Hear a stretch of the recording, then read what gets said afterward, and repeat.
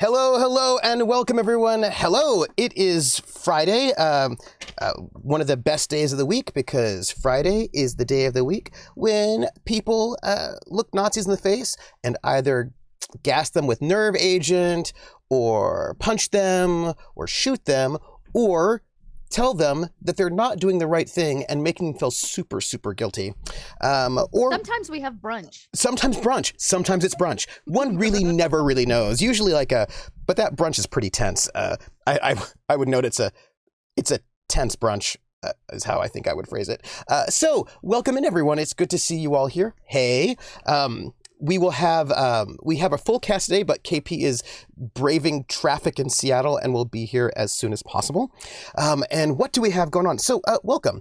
This is a Fate French Resistance campaign that uses Fate Condensed, which is a pretty cool system, which you can get for Pay What You Want on itch.io, and I think you can get it from DriveThruRPG as well. And it follows a band of agents who are deep undercover in occupied France at the very end of 1941, working for the SOE, trying to do their best to fight fascism. And there are many ways that you can support us if you like. This show has an amazing cast of some of the best people I know who are wonderful to work with, and you can support us by watching the show either here or on YouTube. And if you're on the YouTube, do the, like, subscribe, comment sort of situation if you like. And you can also support us by letting your friends know that we are here and airing, and have them come in. You can retweet our going live tweet. You can also, if you like, you can join our Discord. That's exciting. You can give us tips and bits if you like, and we will read those out during the intermission and at the end. All of that goes to help pay for the cast. You can also, if you want, join our Patreon. Patreon.com, that is Academic Foxhole. I plan on dropping a little bit of an Easter egg over there for our Patreons in the form of some of Regina's father's diary entries. So that'll be in there, coming up there pretty soon. And you can also use your extra credit points, which are our channel points, to give our heroes some letters from home, i.e. some extra fate points to help them when I was going to say cruel and mean to them, but I'm just going to say giving them opportunities for excitement. And I was going to say, just make things complicated. You just tend to make things a little complicated. Well, I give you the option to make things complicated. You don't have to if you don't want to. But at the moment, we have both of our channel points redeemed from BP Phantom and Valtiel 1493. Thank you so much. And to be very official, I will bring those points over so you can see it happening right now. One from BP Phantom, and then one from Valtiel, which gives them 7 group fate points, which I will now, at this moment,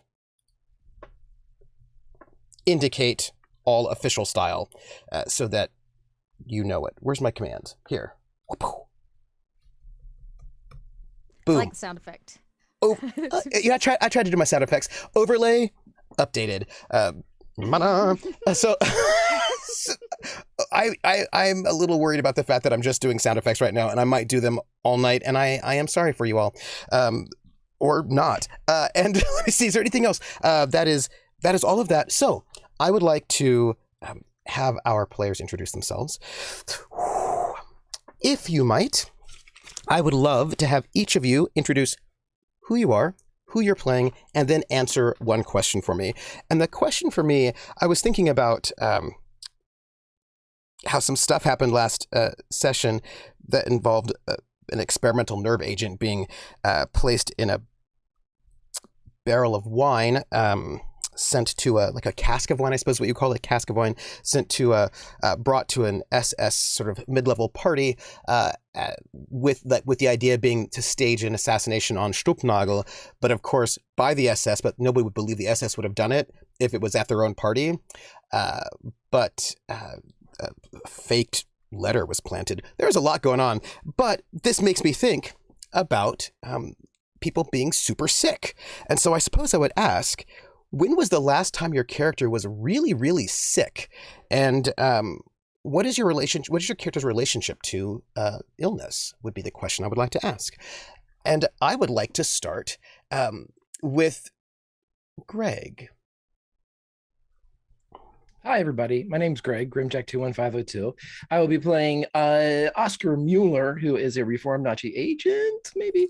Let's see. I was thinking about this, and as soon as you started your question, Trooper, I'm going to go with this. Oscar is one of those rare individuals that maybe had a head cold when he was a kid. Other than that, he has been absolutely removed from any type of, he's one of those folks that just doesn't get, the Constitution is strong with Oscar Mueller. And, perhaps that, gives him less of a perspective on certain things, but I think that's what it is. He's just a healthy cat, unlike Greg. Oh, this reminds me of other things on agenda. I know that you said your character has no agenda, but I will note that some people, Zolda, have agendas for you. But cool. Anyway, and no, I'm just doing that to make you nervous. But Greg's like, I'm a cool customer. I'm not even nervous. I was listening to Lady Marmalade by that amazing quartet of folks earlier today. So why do I care? Sure. If you haven't, you know. Oh, I have. That's when that's my Get Ready song. Such a good song. Such a good song. Right? I know. Laugh. Love. Lindy. Who are you? Who you're playing? And then tell me about the last time your character was sick and what is their relationship to illness? Oh my gosh, Laugh, Love, Lindy, that's me. My husband just brought me an alcoholic beverage and water because he loves me. But also because I asked him to. Convenient. Yes. He was very happy. But anyways, about me. I'm Lindy, and I'll be playing Freude Engel. She is a famous German opera singer, terrible husband. She's a really bad husband. She is such a bad husband. He's really bad. No, I thought you meant that your character was a bad husband, which, Oh, no, she has a bad husband. Oh, yeah. She has a bad husband. He's the worst. He's not going to live for a whole lot longer. Is he ill? I mean, technically, yes. But that's not why. It might make it look like that's why. But anyways, the last time she was sick, I feel like she's pretty resilient most of the time. She's used to being under a lot of stress, but not this kind of stress that she is right now. I think she's borderline not feeling very well. But I think the last time she was seriously sick, more than just oh, my throat's a bit scratchy today, I think it was the last time she was pregnant. It's probably last year, earlier this year, sometime around then. It didn't go very well for many reasons, and I think she wouldn't make probably any appearances for a couple months. That makes a lot of sense. If you tend to go into seclusion when you're ill, it makes sense that people were not hyper suspicious when you've escaped. Yeah. It's convenient. And your husband was like, "Oh no, yeah, my wife is just sick right now." That's That's why you haven't seen her. She did not escape. Yep. Yep. Escape. That's how she would phrase it. Mm-hmm. Is that how he would phrase it too? Because that's really odd. That's really no, new. no, because you'd have to talk to him about it. Yeah. Oh, I will. Will you? Maybe. The littlest, the reddest, and the dottiest. Who are you? Who are you playing? And tell me, when was the last time your character was really sick, and what is their relationship to illness? Well, I am Dottie to my nephew, so I guess Trooper. I can be Dottie today as well for all of you. Okay, I'm Dot. I'm here playing Regina, who is our German-born team leader. We'll call her a team leader. She has some very strange specialties in like chemistry and academics, specifically art history. But right now, she's got her focus on trying to not get some people killed and get some people killed, which is very Regina. But sickness is a whole thing, right? Like everybody gets the sniffles, but Regina almost died as a child from smallpox, which is why she's always wearing glasses, because it makes her eyesight bad. So she has that relationship as a child, and then her mother did die of kind of unexplained cancer of the time, and neither her father could do anything. So I think Regina really hates sickness, like a lot, probably, and like then she watched Sickness of the Mind like take her father, which is a whole different kind of sickness, and so her whole like lineage has fallen to this kind of tragic line of illness, and and here she is just trying to kill some Nazis. As you do. I also realize that for some reason I do not have access to my control panel in Zoom, which means I can't mute myself, but I suppose that's fine. No, I can just stay unmuted. Did you hit the Alt button? I don't know if you have an Alt button. I don't. It might be your command button. Perhaps. I don't know. There's like a button, if you hit it in Zoom, it makes your bar disappear. I bet I did that. That's exciting. It's cool. You can all see me, so it's fine. Usually left we can. alt, We totally can. Yeah. There you go. See, I don't know what it is for Mac. Also, I didn't realize that, Regina and Freda had so much in common. They really don't like sickness. Yeah. With their parents. No. Yeah. No. It's like a whole traumatic thing that like led us to this point, Yeah. Yeah. Let's not do sickness. Max wanted to know if my beard was blue. It is sometimes blue, but today it is purple. It is purple at the moment. So why don't we, as I sort of ponder the ridiculousness of my mute button, I don't even need to worry about it. Why don't we pull up the curtain on our heroes? So when last we left our protagonists, it was Sunday, December the 28th, an unseasonably cold winter.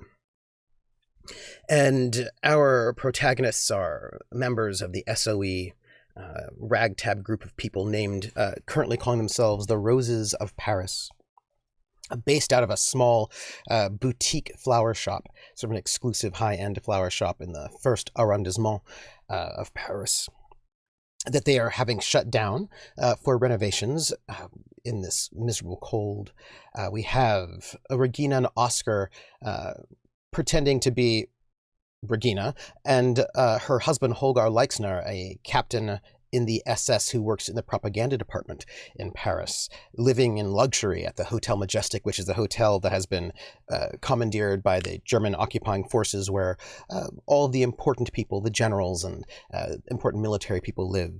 Staying with them is the German opera singer Frieda Engel, the Nightingale of Berlin, who was kidnapped by communists and held for ransom, but then rescued as a sort of she actually just escaped Germany and her terrible husband and was planning on just leaving the country, but decided to stay to help help the team.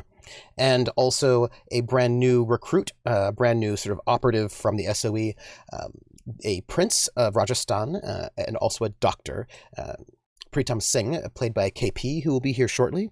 And he's the newly arrived member and way less jaded member of the team who's there to try to... We're working on him, though. Don't worry, Trooper. Slowly but surely. Oh, yeah, that's true.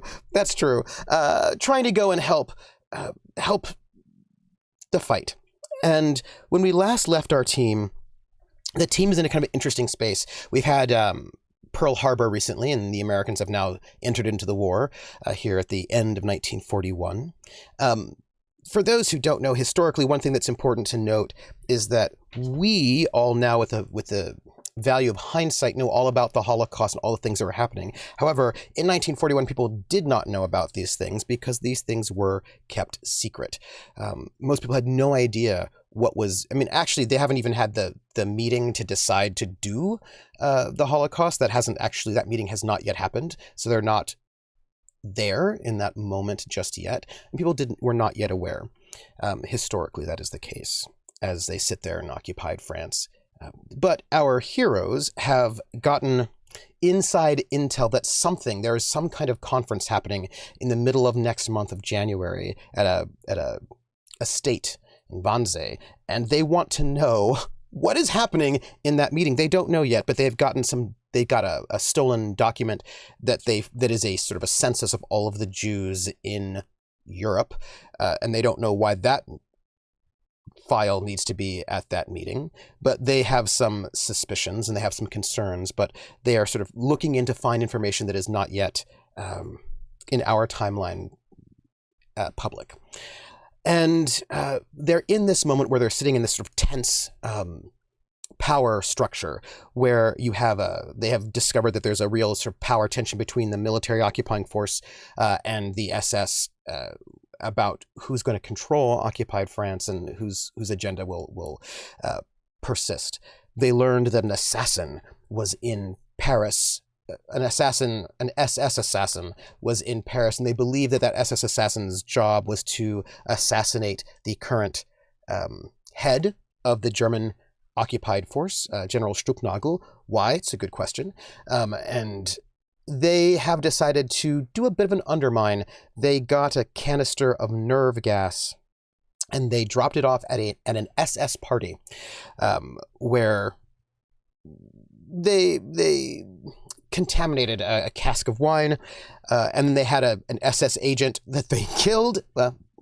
Well, Oscar killed him with a sort of like a forged note, sort of basically giving instructions to have this person go and bring in this sort of cask of nerve agent to kill the general, but have it happen at the SS party to make the SS look like it wasn't their fault.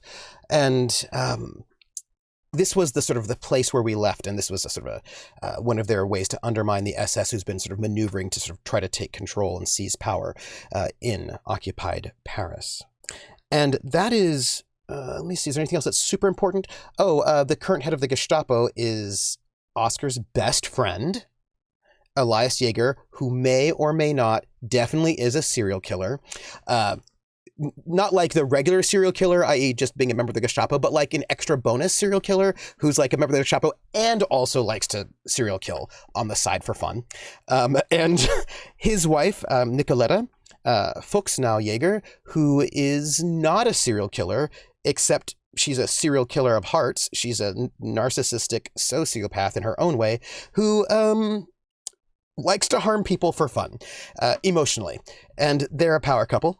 And they're lurking about in occupied Paris with quite a lot of interest in our heroes. Also, they know almost all of our heroes' secrets, but have, for some reason, not yet divulged them to anyone. And I believe that's some of the big moves. Why don't we pull back our curtain and begin? I believe the last time you were here, our team was in the private chapel at the church in order to sort of make plans and describe what they wanted to do, which was to plan for this undermining plot the evening of Sunday the 28th. And everybody sort of broke off to their own parts of this plan to sort of, get young Luke to go and forge this letter. Everyone sort of doing their pieces. Greg murdering someone and planting that letter. Regina sort of taking that canister and making it sort of liquid so it can be used in the cask. Everybody's sort of doing their parts. And I believe we had a question, which was about Frida's part, which was to waylay General Stulpnagel before he could get to this SS party, sort of delay him just a little bit. And why don't we pick up there? So let's say it is about 9. I would imagine that the general's probably making the rounds of a number of parties, right? He's going to go to this one, and then this one, it's Sunday the 28th, there are a number of parties to attend to, and it's, his job as a somebody important to sort of make sure his face is seen in lots of different places. And that he's going to be at this SS, sort of mid-level SS unit party at some point. And where do you think you would like to catch him? He does live in the same hotel that you live in, because that's where his offices are. But where are you thinking you would like to waylay him? Probably the hotel then. That way she can just head him off nice and coincidentally bump into him in the lobby, or something like that. Mm-hmm. Because you can. And then he won't be traveling. He could just stay in. Yeah. Mm-hmm. Now, if you're going to see him in the lobby, he's probably going to be on his way out with his retinue. Mm-hmm. I know what I want musically right now. I don't know if I can find it. Let's just see while because I don't think he lives on the same floor, so I think it'd be difficult to run into him elsewhere. Yes. Like coincidentally. Yes. I'm going to vamp while we're here, because that is what I like to do. So I want to paint sort of like our imagination. Where you are in the lobby of the Majestic. Let's make it about maybe 7 or 8 o'clock. Sure. About. And where is Oscar at this moment? I would assume either with a body or preparing to plant the body as soon as the party gets going. Yeah, and I imagine you're probably planting the cask as well if you're going to be sort of in that area, right? Because if I'm on the ground, then yeah, that's what he'll be doing, both of those. And then Regina, where is Regina at this moment? You've done your. Didn't I have dinner?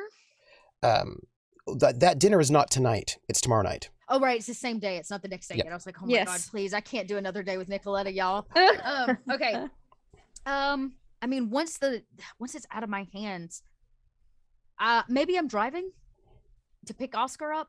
I mean, might be an option. I'm trying to think where, honestly, not being on site or being at the hotel is probably the safest thing, right? So that there's an alibi. I also was wondering if you, because I had wondering if you'd wanted. Well, okay, so Regina, it would be a flashback then, because Regina did that while we were in the chapel.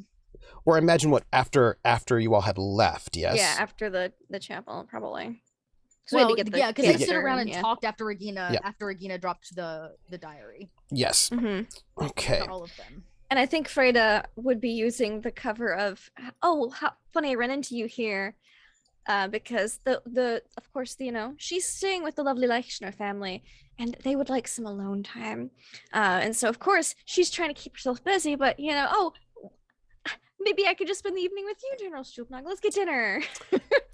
So, let us do this. I know exactly what I want, and I'm not getting it. It makes me very, very sad. Also, I would like this to be more like that. That's also, there we go. I know exactly what I want. So let us begin. Let's do a little bit of cross sections here. Let's start with the. I want you to picture in your mind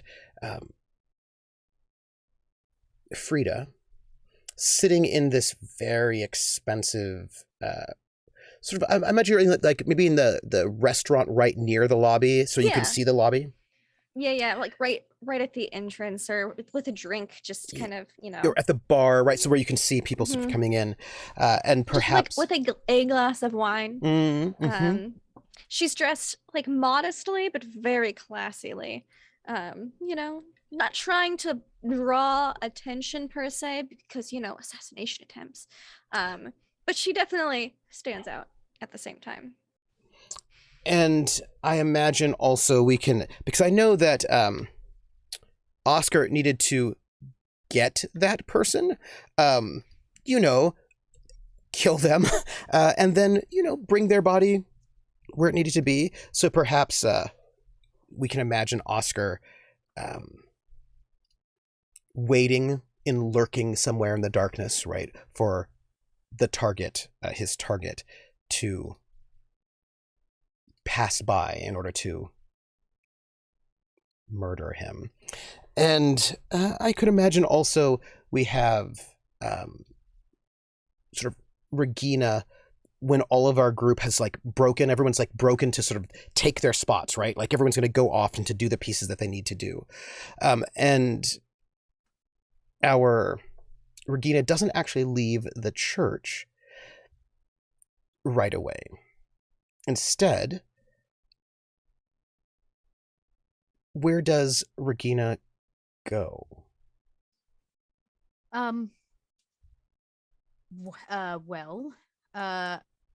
She wanted to go to confessional earlier, but couldn't. It was the busiest time. And I imagine now the church bells are ringing and tolling to let out for the day. Yeah. And she would never do confession, period, much less in front of people. So I think maybe she waited, trying to cool herself down after leaving behind a very precious item with the party. Which was? Her father's journal, who revealed not only his secrets behind being kind of the source point for the chemical gas that is in high debate at the moment, and it also revealed his kind of relation or lack thereof relationship with Regina and his kind of mental health decline near the end. Oh, and let's not forget, Frida also knows now that the truth behind who killed the real Holgar, which was her dad. Now you know what is going on? Let me try this. I would like a little bit of ability to control my mouse a little bit more than I have, but that is fine. There we go. I'm gonna just try this. I'm gonna just try this track to see if I like it. Give me. Okay. Let's see how we go. Let's see if we like it. Yeah. Okay, you like it? I do like it. This will be. Well, hey, if you're happy, I'm happy. Right? Everybody make sure we're happy. Yeah, because I feel like this will be happy Kolos episode. Happy. Oh yeah. I think this will be good for all three of you at the moment. So, you walk into this confessional booth, cramped, right? This sort of wooden booth. And when you step in, you're on that one side, right? And there's a little, this place where you can genuflect and kneel. And there's a little sort of mesh screen on the other side of which would be the priest. In full transparency, Dot knows little to nothing about Catholicism. So as to not be, to be sensitive, I imagine that Regina does all of the usual practices, right? Yeah. If it's of lighting a candle or before she would head into any kind of confessional booth to check the place out and assure that there's nobody left here, and to do what she has to do as the good German. Mm-hmm. Now, it's funny about sort of speaking about knowing Catholic rites. Oscar would know them. Oscar's from Bavaria, and Bavaria is a Catholic state, which means he would know them. Now, Regina is from northern Germany. She's from the Berlin area, if I remember correctly. Correct. Mm-hmm. Which means her parents might be Lutheran. She may not have grown up with Catholic practice at all. Oh, that might actually be true. I don't know though. I feel like we had this conversation. They were Catholic. Oh. I feel like they were Catholic. Which made them a little bit of outsiders in their circle. Yes. Yeah. Yes. So, Hey, KP, give us a second. We're going to go to confession. And probably, you would say, it's, bless me, Father, for I have sinned. It has been so long since my last confession. Oh, yeah, okay. Regina, it's been, and then there's probably like a long hesitation before she says, a long time since I have confessed. This conversation is in French? If the priest is French, I imagine. You're in France. And the odd question, but what kind of accent are you going for? By French? Mm-hmm. Dot does not know how to answer that question. Are you going for like a native speaker of French? Are you going for? No, I'm Regina Kraus right now. I'm allowed to be a German-speaking French. I just don't know if you are hiding your identity while in the confession booth. No, part of this is to if somebody sees, Regina Kraus is mourning the loss of her mother and confessing her sins. What a good German wife she is. But also just this is part of the cover. This is just part of the cover. So as you sit in this dark booth, sort of everything shut in sort of darkness, the little slide moves back, and you can't really see who the priest is on the other side of the mesh grate. The visibility is not so. You can just kind of see the profile of the priest there on the other side of the booth, who then says to you, "My child, in what ways have you sinned?"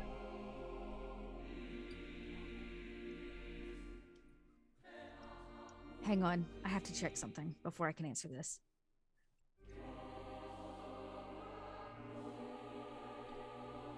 Oh, this is so bad, Trooper. Regina says, I've lusted after someone other than my husband.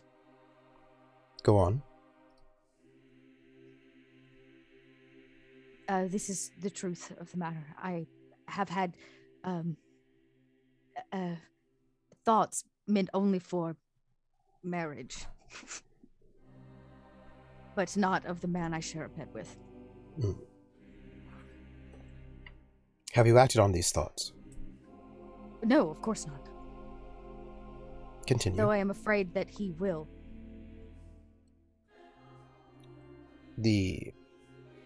Who will? The man I lust for. It is not just a one-way street. I see. Continue on.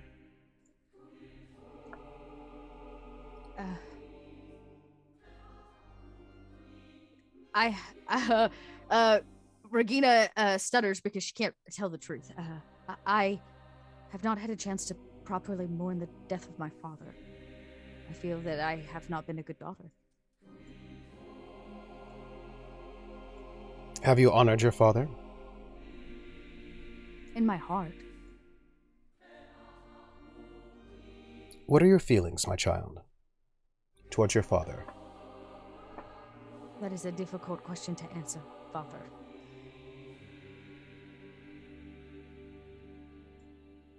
He was a troubled man. And died an unfortunate death, is my understanding. I did not have a chance to see him while he was in Paris, while I was here on my honeymoon. I did not know.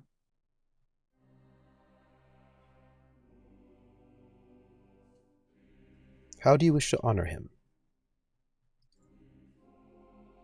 As I honor my mother-in-law. Here today, in proper mourning. I brought flowers for her, and I kind of hold them up in the booth. Which he can't see. Right, but they're there. Yep. How is not properly... You said this was a sin. Maybe not a sin, just guilt. Continue.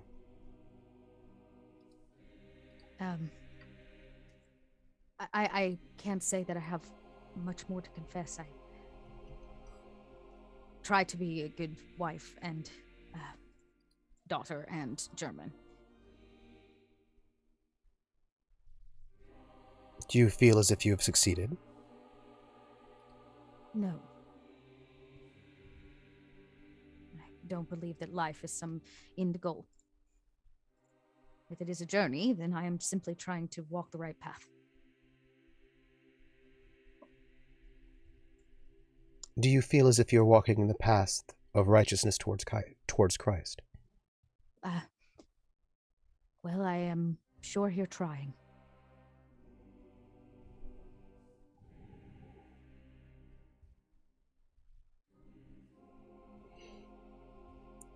I would recommend that you not be in the company of this man for whom you have lust in your heart. If you feel it is a danger to your holy union. Those are wise words, Father. Unfortunately, I'm afraid that German politics may not allow that to always be the case. Tell me about your feelings towards your husband. He is a good and talented man. He works hard for this country. And he is going to put out the greatest film.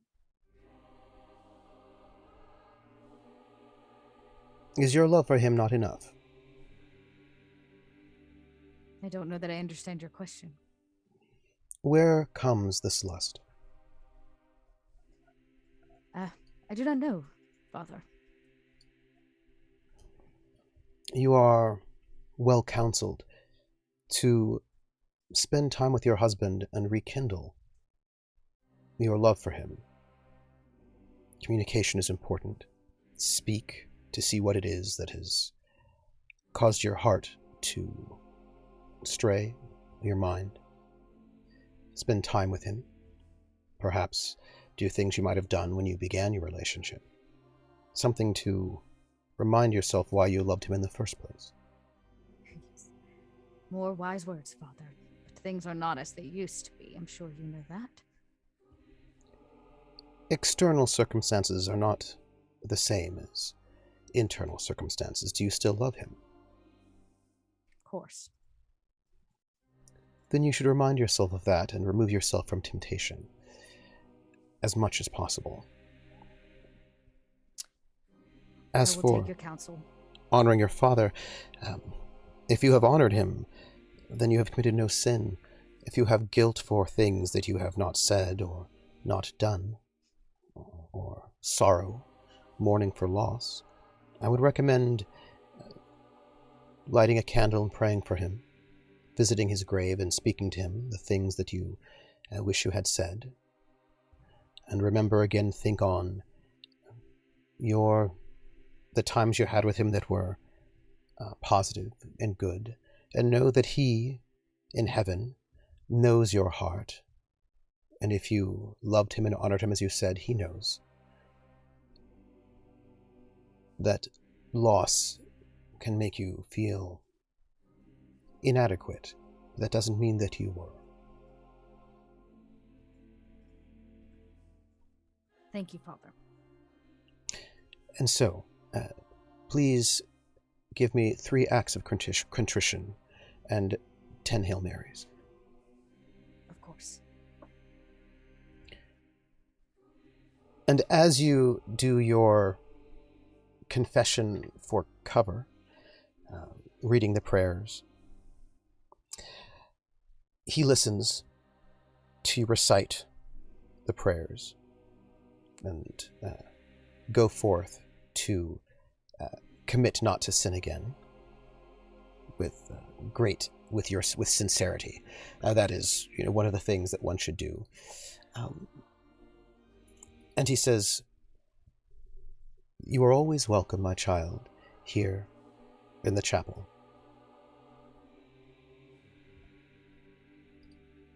Let us hope that is always the case, Father. Until next time. And you step out of the booth. The priest stays in, so he never sees who you are, nor you who he is. And I imagine you walk out of this chapel. Oh yeah. I mean, it's time, right? Regina's killed the time she needed to kill while everybody like went to do their thing, you know. So now she's like, she kind of probably brushes all that off, the fakeness, the lies, leaves the flowers, maybe drops them on the steps of the church. And as you're walking out of the church, you see a young woman, sort of with a black lace over her head, in mourning, clearly, tears in her eyes, holding her rosary, go in. She doesn't even look at you, but she goes into the booth, the confessional, that you have left. And she goes in to give her confession as you leave. And there are really no other Germans in this church. You have a driver waiting for you, guards, of course, outside, to escort you back. But there, on the outside of the church, Holgar has sort of charmed them enough to allow you all to have some privacy inside the church, and also maybe to not, what's the word,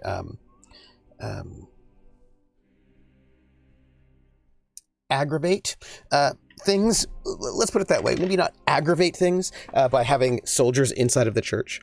But as you sort of walk out of this sort of large, sort of, it's probably Renaissance cathedral that's huge and spacious, sort of empty, with people coming in and out. It's the 28th, so there are people around, but you can see, it's such a reverberant space, the way these sort of large religious buildings of any religion tend to be made, that their acoustics are often amazingly reverberant, and the sort of the space of it, and the stained glass windows coming through, and there are people around you here and there, kneeling and praying, some in a corner crying, some people chatting off in the sides, but all there in a place of comfort, a place of safety for themselves, a place where they can reflect on who they are as people and what they've done, to do an act of contrition, to feel sorry, to make amends, to be forgiven for the things they have done. And they make their confessions as sincerely and as honestly as they can, with an engagement and a commitment to sin no more going forward, to find some way to reconcile their deeds with who they believe themselves to be, to find a way to forgive themselves and be forgiven for the acts they've done in their confessions. And Regina walks out of this church having done a confession that was for show, to kill time, and to, lust doesn't just have to be sexual. And what Elias has brought to the table has made Regina lust after something. So it wasn't entirely a lie. It was just hidden behind another cover. And as you walk out into the streets, snow lightly falling, again, there's a fancy town car and soldiers with rifles waiting for you to take you home. I imagine. Do I still have Nicoletta's car? When I took. Yes, because you took it. Yes, indeed. I took her car and left her stranded. That's right. Okay. Yeah, I will take her car back then, if that is what is there. And as you were driving, Oscar, you are waiting for that SS man that you know to sort of emerge from sort of to go out so that you might waylay him. Are you in an alley behind one of the hotels? Where are you at? No, I'm where I know that the guy has to leave Avenue Falk to whenever he would leave. And so he would just be waiting for that fellow. And as soon as he gets the opportunity, he's going to choke him out.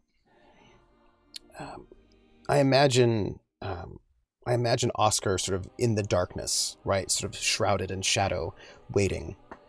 And it's the street itself is quiet, but generally quiet. The screaming is mostly not happening at this point in time because, after all, it's a Sunday night, and Dr. Bones is currently away. He's visiting Berlin. And there's no, like, it's a nice Sunday evening. Why torture people right now?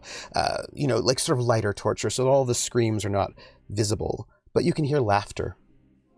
You can hear sometimes the crunch of steps on the snow. And you can see people walking by. They don't see you, however. They are just going about their business. You see mostly various SS soldiers and officers, uniformed ones at least, walking out of work, laughing, chuckling about just the things they've done that day, joking about small little things. Sometimes you see a soldier walk by with a French woman on his arm, and they are laughing and probably heading off to dinner.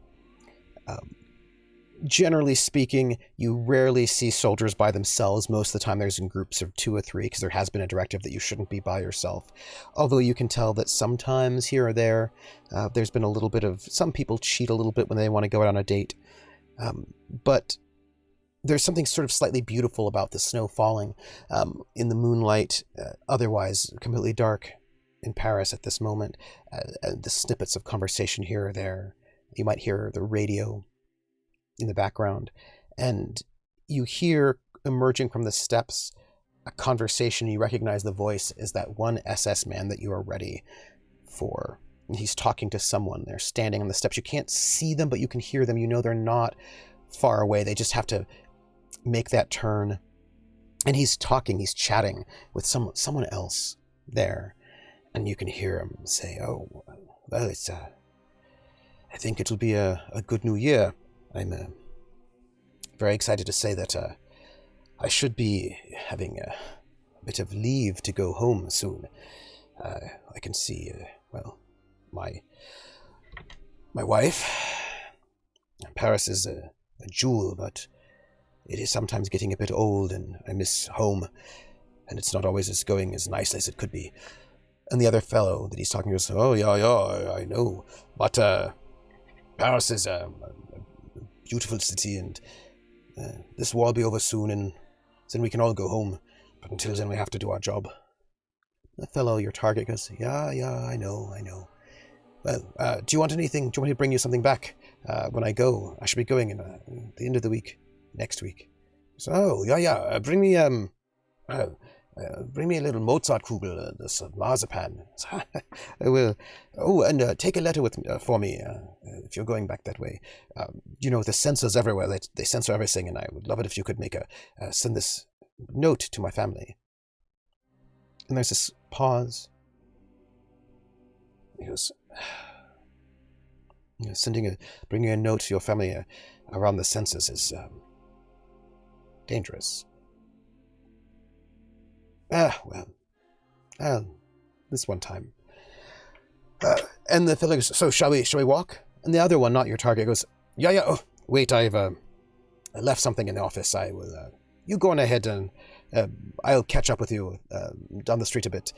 And the one who's not your target, you can hear him go back into the building as the one who is your target stands and then sort of creeps about. You can see him walk, and you can now just see him, and he lights up a cigarette standing on the street as the snow falls And he just takes a sort of a drag off the cigarette, just a pace or two away from you. And he sort of shivers a little bit in the cold. And he sort of pulls out a sort of like a photograph, looks at it, tucks it back into his uniform.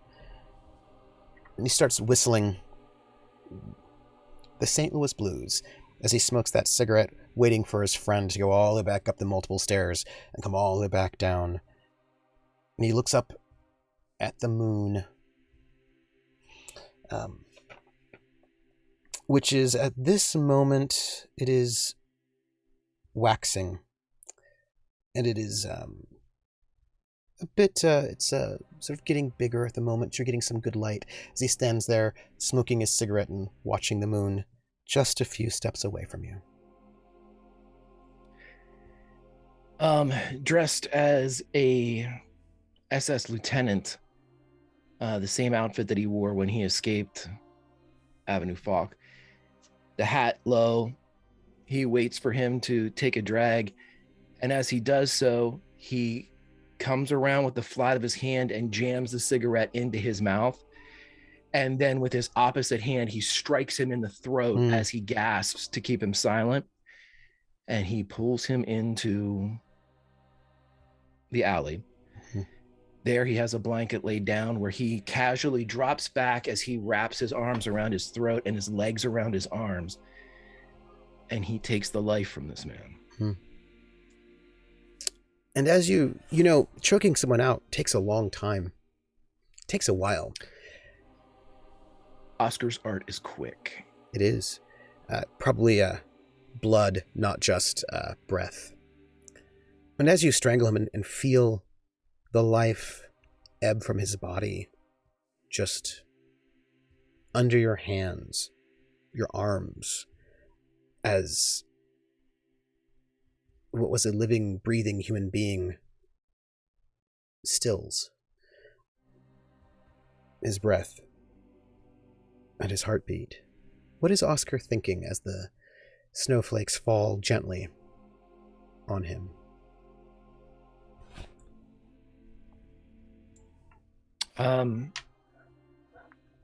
Oscar, and this is Greg is liberally stealing from a Bruce Willis movie called Hudson Hawk back in the day.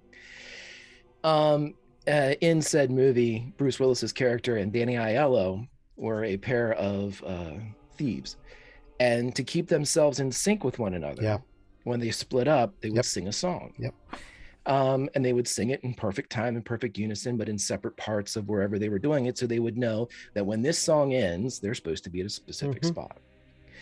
And so as Greg is liberally stealing from that moment, he is singing a song in his mind. It is not the St. Louis Blues. It is a simple, like a nursery rhyme, like a children's song that he was initially taught by the SS.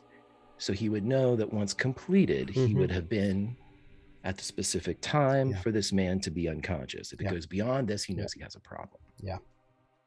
And you hum this nursery rhyme as you choke him out and kill him. A man who will soon be your fall guy. And I imagine it's probably around this time when you can hear the sounds of the cart on its way. I imagine you have, I could imagine you have Luke in the bicycle wagon coming in, the covered wagon, to sort of just pick up that body. There are two casks, one of tainted wine and one that is empty. He takes the man, puts him in butt first, and puts him into the cask. And as you all are moving through the streets off, the colleague comes down, but you're already gone, and he looks for his... No, he's not. No? Ooh. He's standing in the man's spot, and he's smoking a cigarette. He has wrapped up the blanket and has it under his arm as he's sitting there just smoking, as he's sitting there, hat pulled down. And of course, Luke is gone with the body with the barrel. And he goes, so, what do you think? And he sort of hands you a letter. Passes it to you. You'll take this to my family? I'm sorry, friend. Oh. Oh, my And mistakes. he keeps his hat down as he's kind of like trying to shield himself from the wind. Your friend is called away. If you said you were going to give him something. Oh, no, it's fine.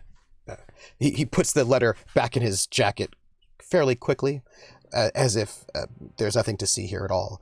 And he goes, I just, have a Happy New Year, he says, and he rushes down the boulevard, trying to make it so you can't see him in his face. Like, he kind of just doesn't, like, it was a bit of a surprise that it was not his friend.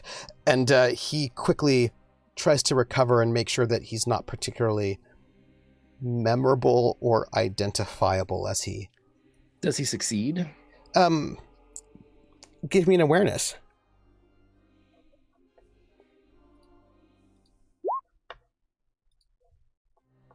I roll a... No, he does not. And you can tell exactly what he's trying to do, right? He's sort of embarrassed. He's a little nervous because the uniform you're wearing is an SS uniform. And he just sort of covers up his jacket so that his like, no, there's no identifying symbols. He sort of just kind of covers up and tries to go and sort of, but you can see his fingers shaking a little bit as he wraps himself up. And you can tell that this is not, he tries to frame it as if he's just in a hurry, but you can tell that he's afraid of whoever you might be. He doesn't know who you are at all, but he knows you're a fellow member of the SS, and that's enough to make him a little bit nervous in this moment. Do I get a question, or can I create an advantage? Absolutely. You can, this was him trying to deceive you, but you may, this I would say is a discover action if you want to get info on him, in which case you could ask a question and get a boost, or ask 2 questions. I'll ask a question and get a boost. The question is he a loyal Nazi? That's a hard question to answer. I think what I will say is... I will expand it if it will make it easier. Please. Is he a loyal Nazi because he volunteered, or is he a loyal Nazi because he was conscripted? That does not make the question easier to answer. What I will say is he a loyal Nazi? Depends on who you ask. He does his job. He doesn't... It's not like he has... In his heart, is he a loyal Nazi? Enough, but not enough, right? He has doubts, he has concerns, he's okay with maybe breaking a few rules, but he doesn't seem to you to be the type that has any sort of desire to buck the system.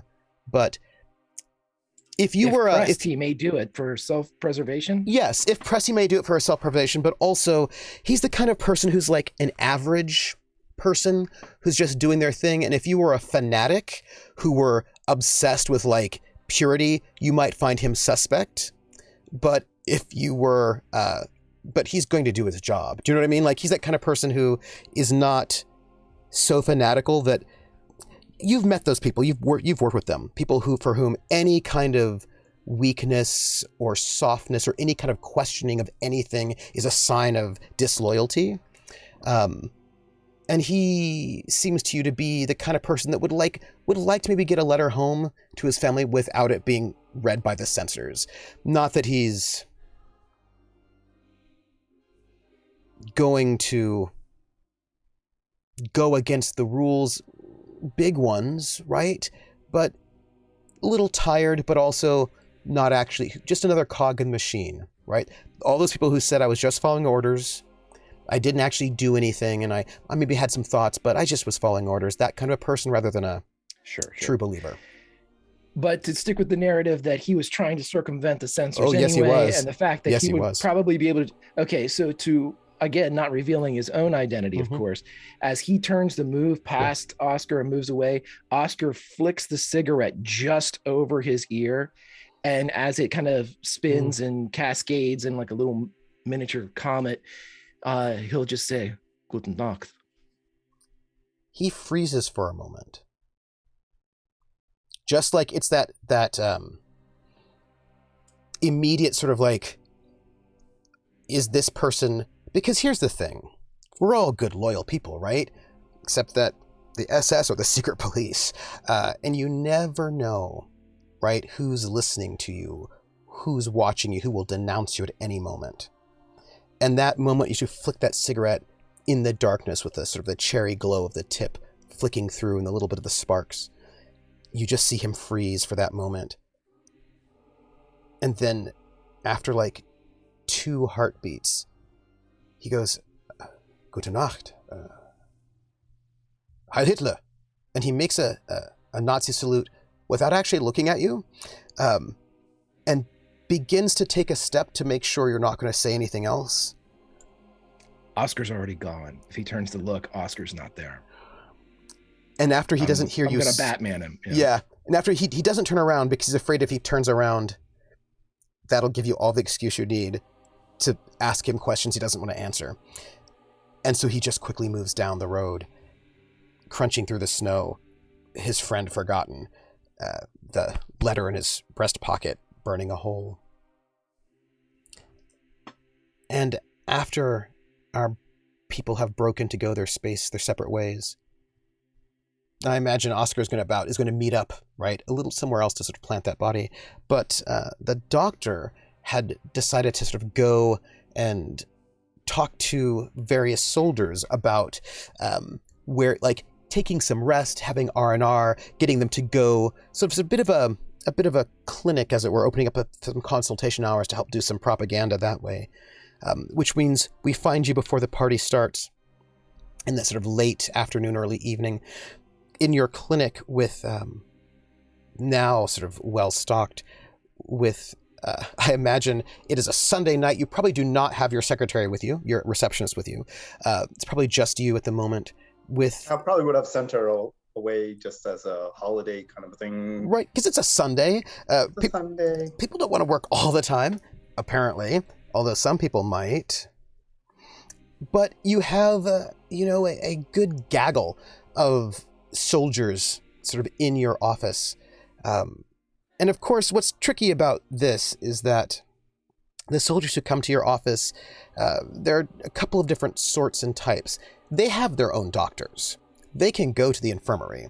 So they come to you because they don't want to go to the infirmary. Generally speaking, they don't want their own official doctors to know certain things. To know certain things, like what kind of venereal diseases they have if they're afraid they might have one.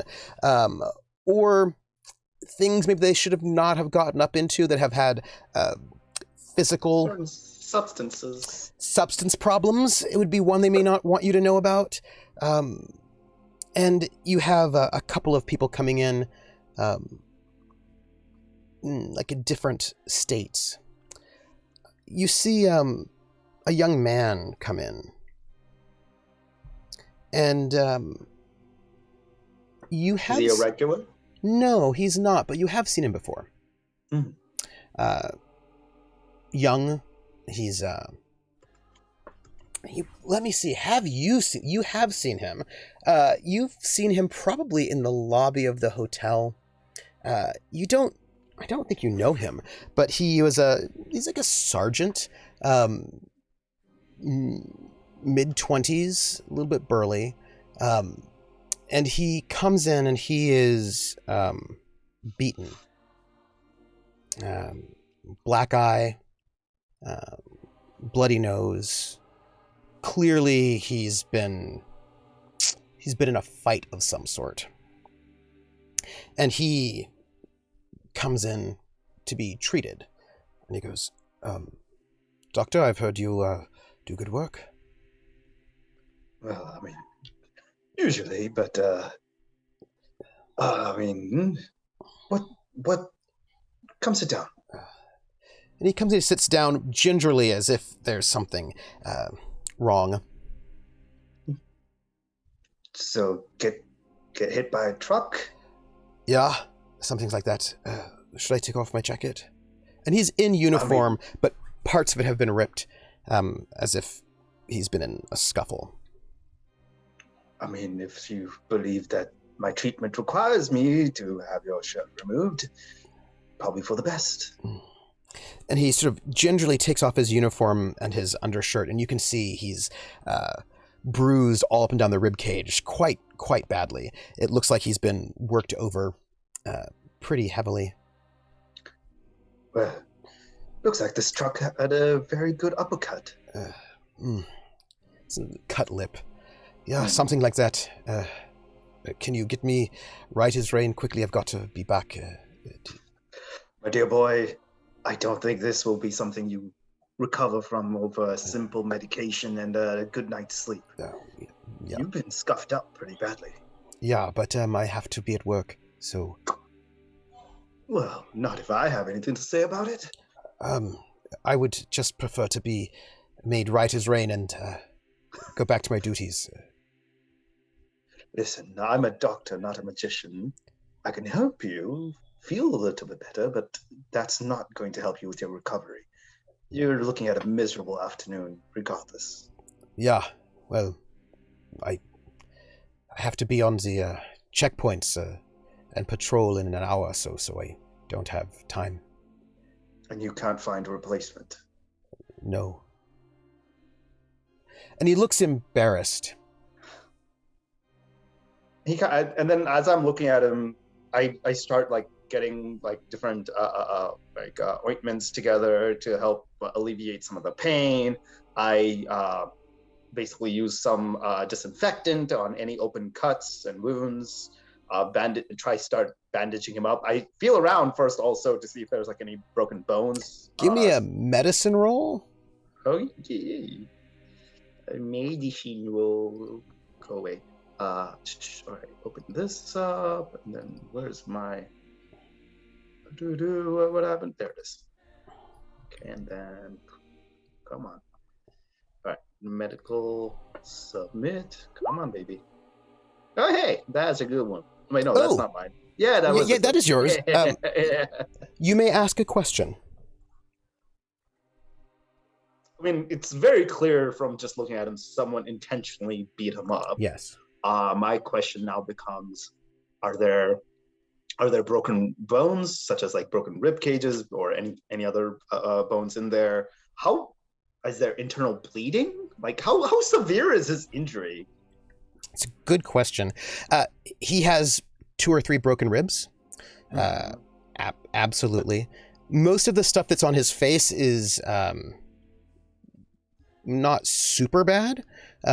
It's mostly the things that would be hidden by his uniform that have been where there has been more damage taken. You notice one of the bruises on his body looks like the butt of a rifle. So he's clearly been hit by people. Probably more than one. You see a boot print, right, in his lower back as well. In a bruise sort of form. And he's just looking a little bit, he's in a sort of a military uniform, army, looking just a little bit forlorn as he sort of lets you minister to him. And he's clearly trying to soldier through whatever it was and not make it a big deal. After bandaging him up the best I could, instead of like letting him go, I pull up a stool right in front of him, sit down, and I stare right at him. He goes, "Speak. Tell me the truth. Who did it?" This is probably empathy or rapport. What do I have? Rapport, I would say. Okay. I mean, I would like it sounded like he was just trying to like, in a very gentle manner. Rapport stuff. Yeah. Okay.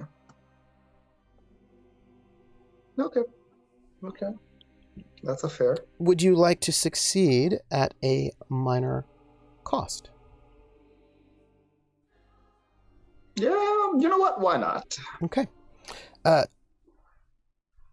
He looks at you and he goes, just roughhousing. Yeah, roughhousing. And if I were to talk to your superiors and talk about this roughhousing, I would assume that they would just turn their head.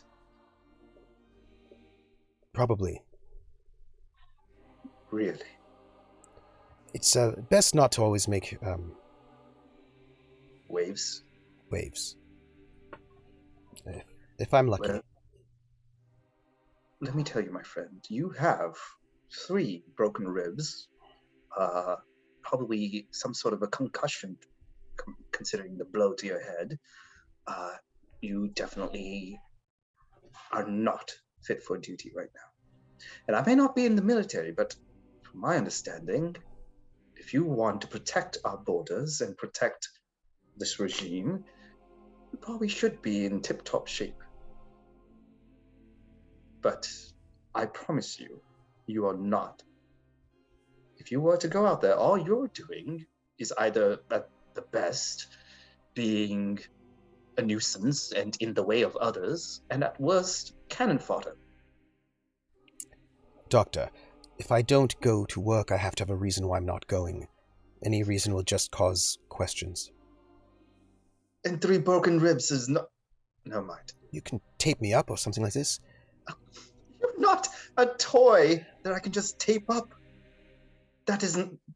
Listen, bones break and take time to heal. I don't have glue and just glue you up like some sort of a little car model. You're not a toy. You're not an object. You're a person. You have time. You need time to heal. Could you? And then I write, as I'm talking about this, I'm writing like a big report and a doctor's note. I would like you, if you don't mind, I need you to make a rapport attack roll, if you don't mind. Okay. Yay!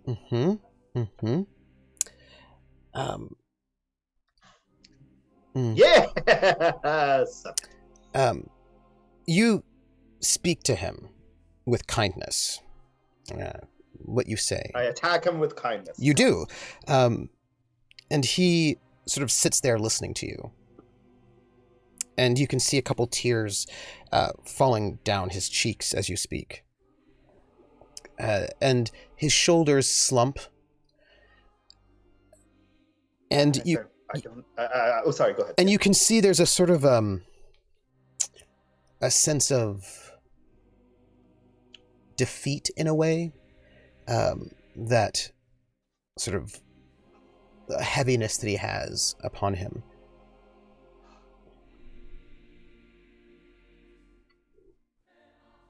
Listen, I may not be your actual doctor, but the fact that you came in here means now that you are my responsibility. And if that means that I have to strap you down into this chair right here to prevent you from going out and getting yourself hurt further, I will do so. Doctor, if I don't go out there and do my jobs, then I will be hurt. Probably worse. They're just looking for an excuse now.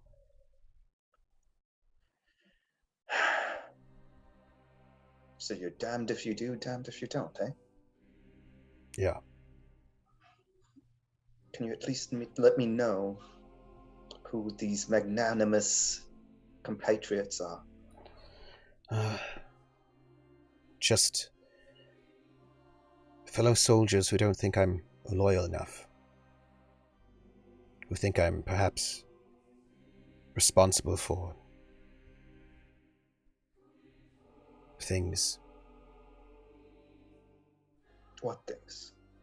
I don't even know. Some sort of... There's been so much violence in the city, and so much violence, and apparently someone, I don't really understand why, but he told them that perhaps I was dangerous.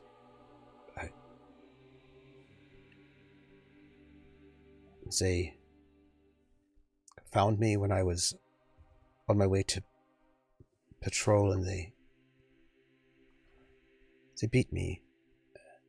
They said that I had to stay away from this captain and his wife and not to speak to them again. They saw me lurking about, and,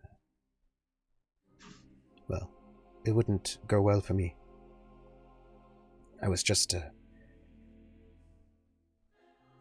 trying to tell someone that I don't know.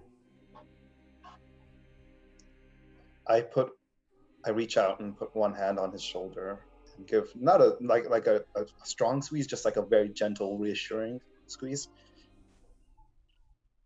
No one here is meant to hurt you.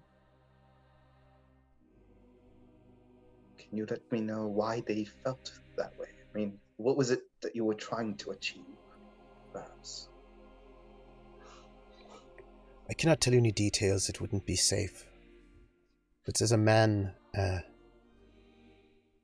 I met that I thought was my friend. I thought he was my friend. We played poker together, and then he was taken away. And I saw him later under a different name with people that I also thought were my friends, and didn't really know what to do about it or what to think about it. One of those people I helped, and maybe I shouldn't have, but I did because I just saw eyes, faces, and I didn't want anyone hurt, and so I helped this friend of mine, and I never said anything about it, and they never said anything about it, and this, as a fellow, I thought he was a friend of mine, but then I think maybe he wasn't. And I lost him for a bit, and then I found him again, and I wanted to just let him know that I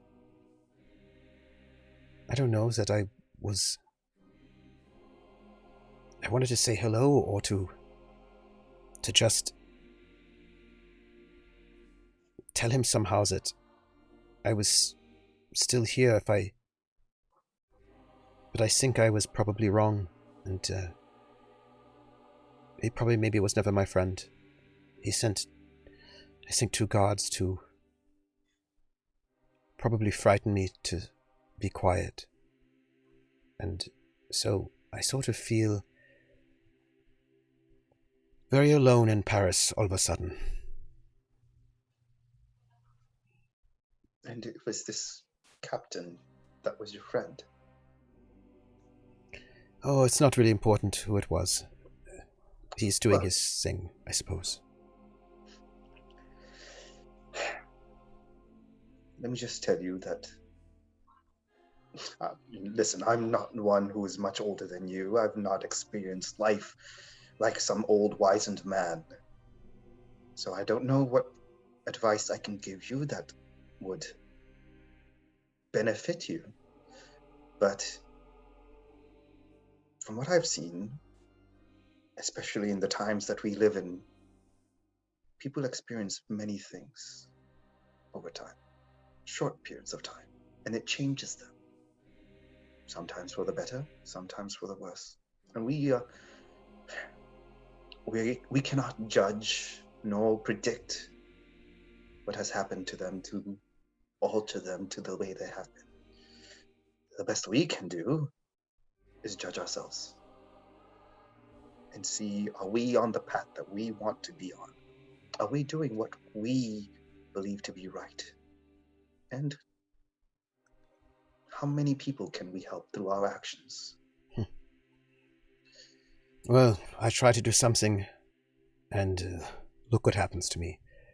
So I suppose all those thoughts I had were foolish, and I should just go back to work. Quick question. In this process, KP feels like he knows, but would Preetham be able to pick up on which captain and who he is talking about? It's a good question. I don't. Based on the fact that he talked about how, like, he was someone else, then changed his name, and I was a captain. Well, didn't say change his name. He was a little vague, but like you're like you could maybe guess. Mm-hmm. And so I say, and then I think based off of that, I kind of just say, and sometimes maybe that's the right action. Sometimes certain threads, certain connections only last for so long. Yeah. However, I just want to say, even if they have not, you're a good person. The fact that you were willing to step forward and try to perhaps help a friend that you thought was a friend speaks volumes of your character. On top of that, I should also mention that, like I had said, people change, and memory is a fickle thing. Perhaps they just did not recognize you. Oh, he did. All right, I take that back. Well, but here's the thing. I need to be back on duty, or else there'll be questions, and I don't need that. Already I'm in sin ice, as it were. So, if you could give me some painkillers, tape me up, and then I can go back on the streets and do my guard duty. This would be. Would it be possible if I put you on light duty? Perhaps a nice cushy chair in a guardhouse somewhere. Perhaps. I may not be able to convince you to, abandon this foolish quest, but... And then I write down, basically, light limited duty, which is a thing in the military. It is a thing, and I can, as his doctor, provide... so basically, he cannot lift anything heavier than 15 pounds. Yep. He needs frequent rests per hour in a comfortable place, and I will put a brace on him, not a brace, like the little gauze around him, and kind of ensure that his ribs are nice and protected. And underneath, I say, even though I place him on light limited duty, that if anything were further to happen, I, as the lead doctor in this city, will insist upon him be placed on medical leave and until further notice and under my care. And then I not only write Dr. Preetham Singh, I write Dr. Preetham Singh, Prince of Rajasthan. Yep. And he says, "Fuck you! Try dealing with me now." He says, thank you. And he puts out his hand. You can call me Dirk. Well, nice to meet you, Dirk. Well, on your way now. And he nods, and he sort of shoves his hands in his pockets, and he sort of heads out. Belated Merry Christmas. Oh, and to you, if that is your, I don't know. Listen, cheer, regardless of how it's given out.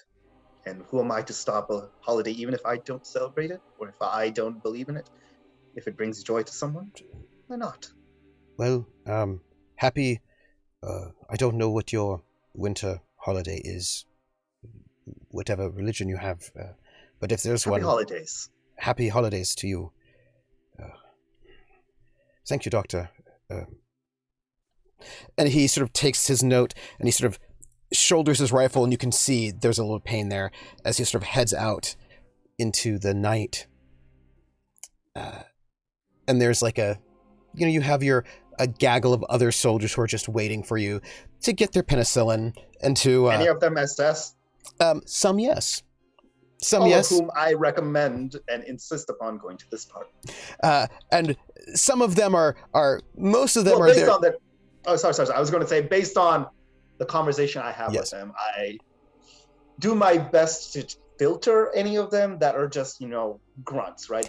They have no power. They can't do anything about it. And they aren't interested in doing anything wrong. They just feel that whatever they're doing is right versus those who are intentionally malicious. Thing is, the SS is a voluntary organization. And all of them go. Yeah, and most of them are there because they have a little some venereal diseases, having a little too much fun in the brothels that they're specifically for them, and a little bit too exciting.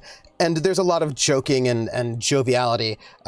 Some people are, you get an interesting mix of folks. Most people are there because they just don't want their bosses to know what they've been up to in various ways. But it's sort of strange Sunday, and then off in the hotel lobby of the Hotel Majestic, there's a bit of a hullabaloo as General Stubnagel, sort of distinguished fellow, older man, comes through with his attaché and sort of like a bit of a group of soldiers as guards in this hotel lobby.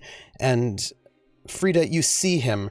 He is and I have a photograph of our good General Stubnagel. Let me find him for you so you can all see him. There he is. There he is. Oh, and I need to switch your names. KP, you need to go here. And perfect. No, but I'm KP. No. And there's our general with his monocle and everything. Our General Stubnagel, Otto. And he's sort of on his way through this lobby, not too far from you to position yourself quite well, on his way to some parties. Yeah. I haven't had time to, we've both just been so busy. Our schedules haven't lined up. So I think Fred will be like, General Stubnagel. Frau Engel. And he sort of holds off his retinue for a moment, and he steps over and he puts out his hand. I'll, of course, place my hand in it. And he kisses it with a bow. Very warm. Merry late Christmas and early Happy New Year. I'm so sorry I've not been able to meet you earlier. So the duties of... You're a very busy person. Yeah. I trust you have been safe. You've had good protection here in the city so far. I'm so sorry for the attacks. Oh, thanks to you. Oh, thank you very much. I appreciate your concern. Your generosity has been most heartwarming in these times. Yeah, your husband, I'm so sorry for the tragedy of your husband. I'm trying to make everything right. Thank you. I appreciate that greatly. Would you like to join me for dinner? I've not eaten yet, I'm afraid. I would love to. Well, the Leichner family is a bit busy this evening, so I need to find something to do with my evening. You seem like wunderbar company. Understandable, but I'm afraid I have to make my rounds and attend various parties. It's a Sunday evening and a number of... it's a Sunday before the New Year's, and I have to make my attendance at a number of functions to make sure that, the head of the military occupying force is present. Oh, well, surely you could at least spare a bit of time for dinner before you go out and visit all these parties. You know how the food is at these parties. It's not always the best.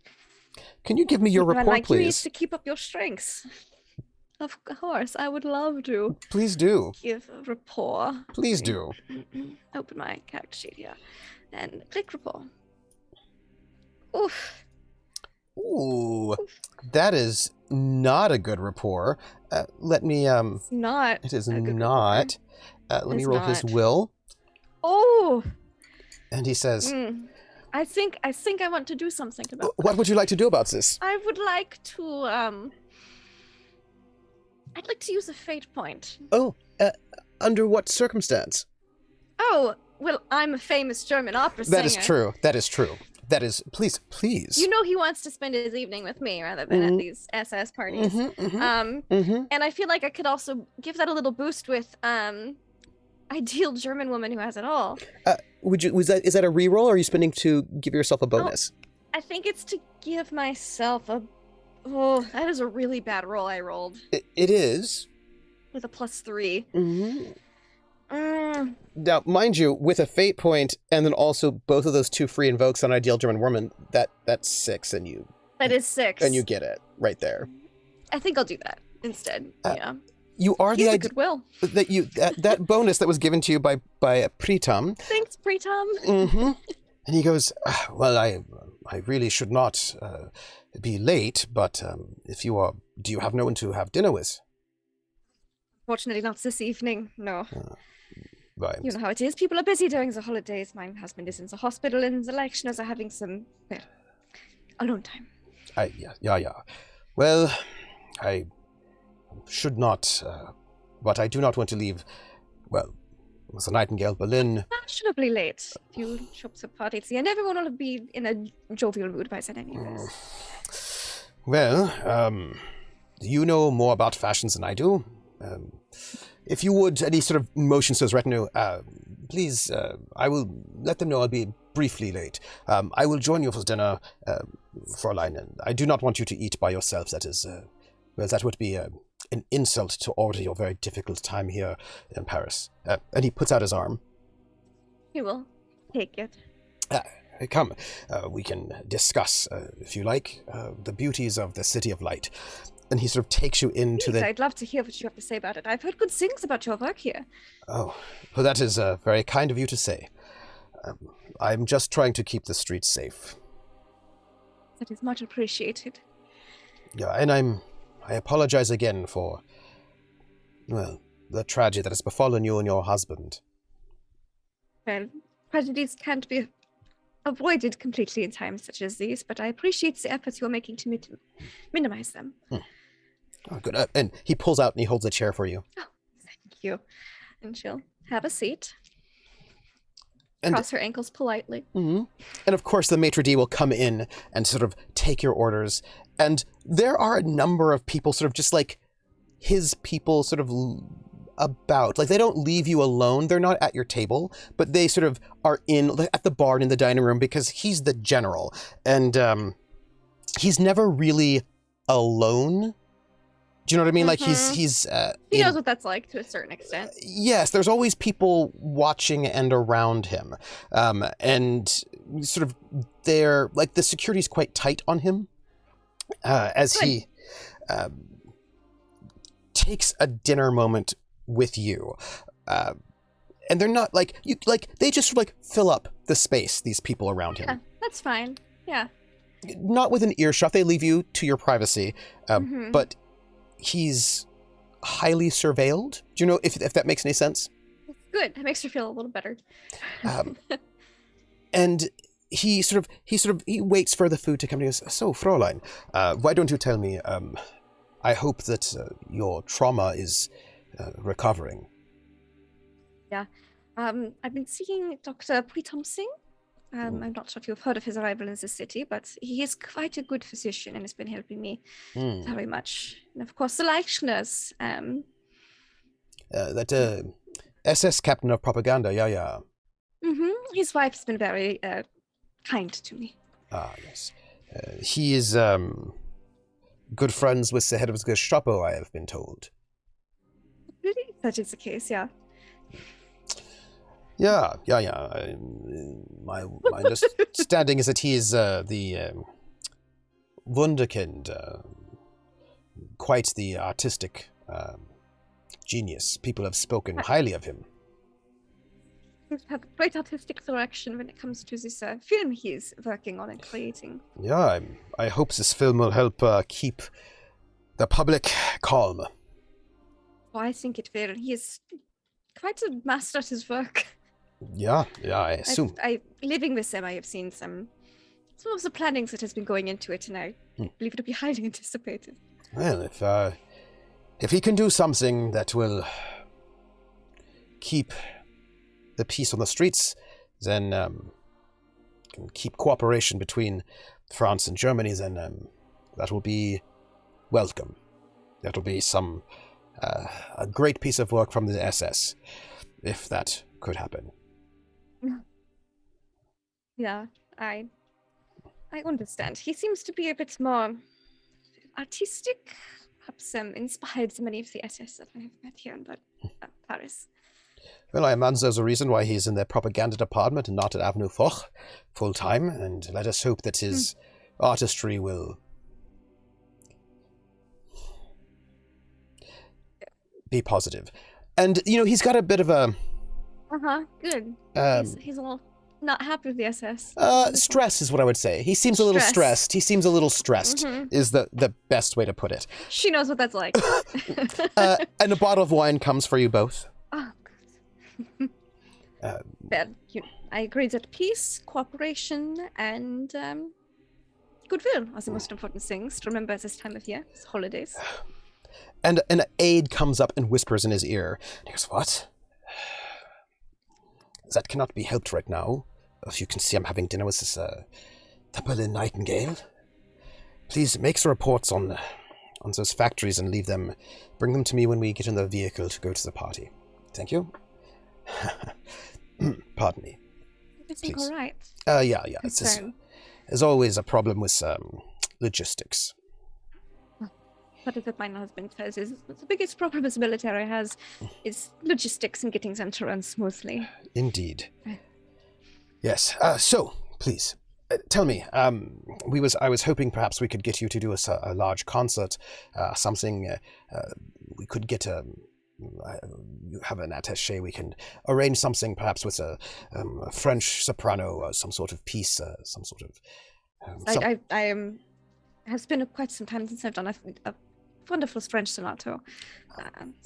Perhaps something for the new year, something to give people, something to encourage friendship and cooperation and peace. I think this is a good idea. I won't put it on my books quite yet. I've been trying to keep my schedule fluid so as to avoid people perhaps anticipating things.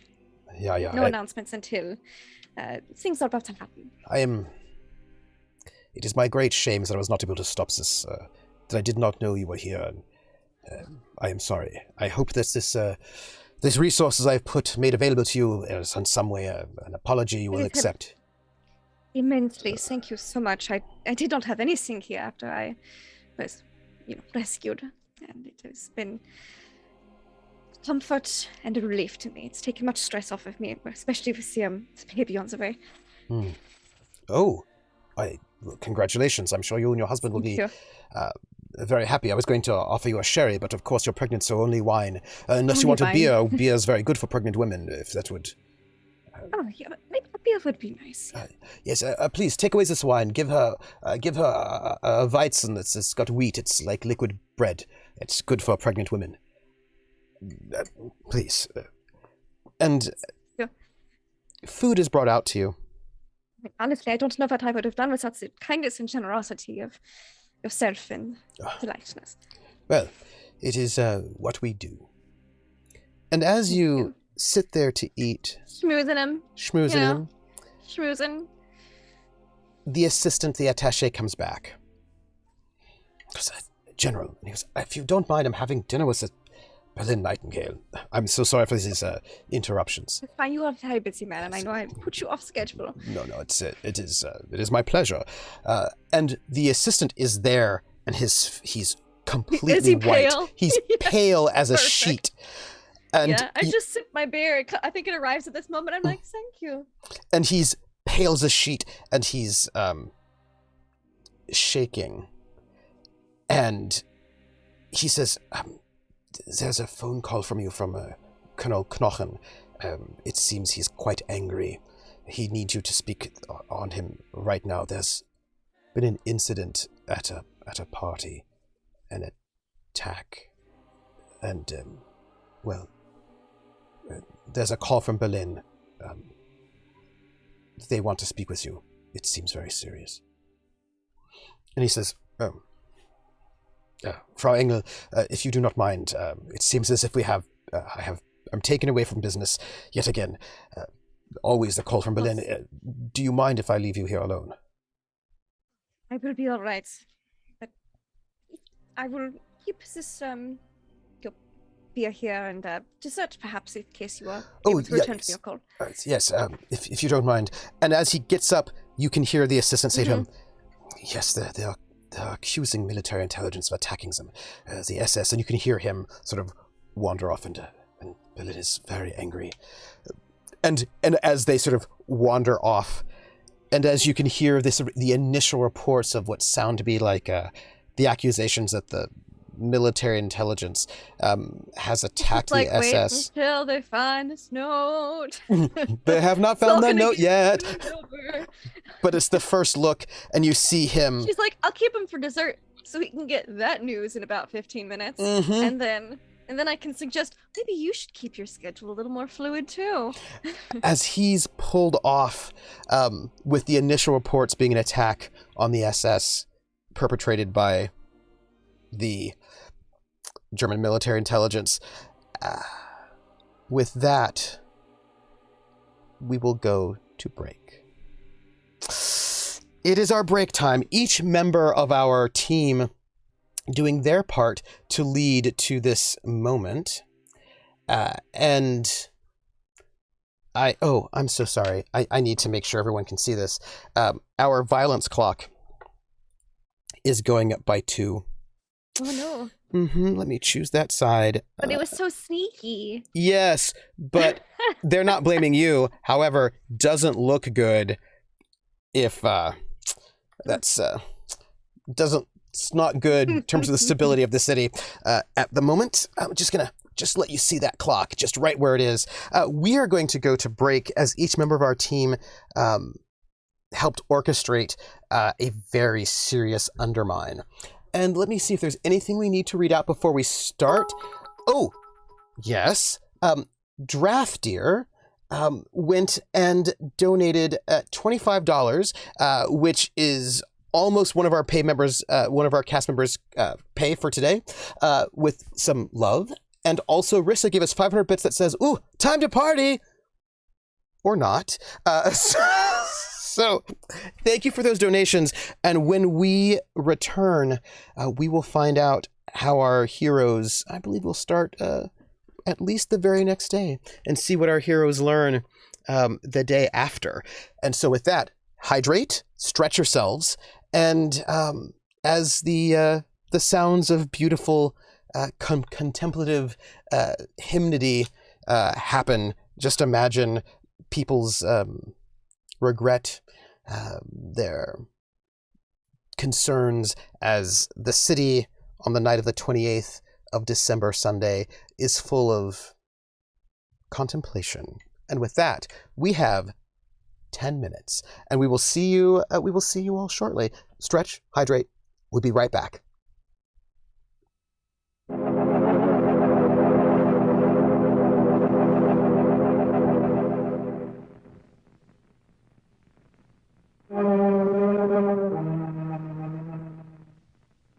We are now at war.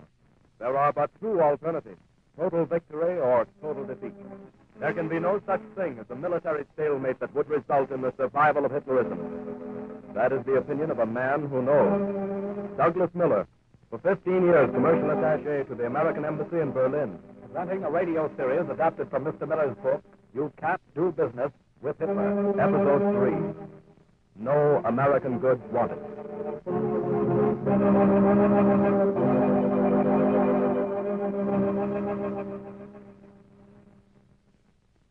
This is Douglas Miller speaking.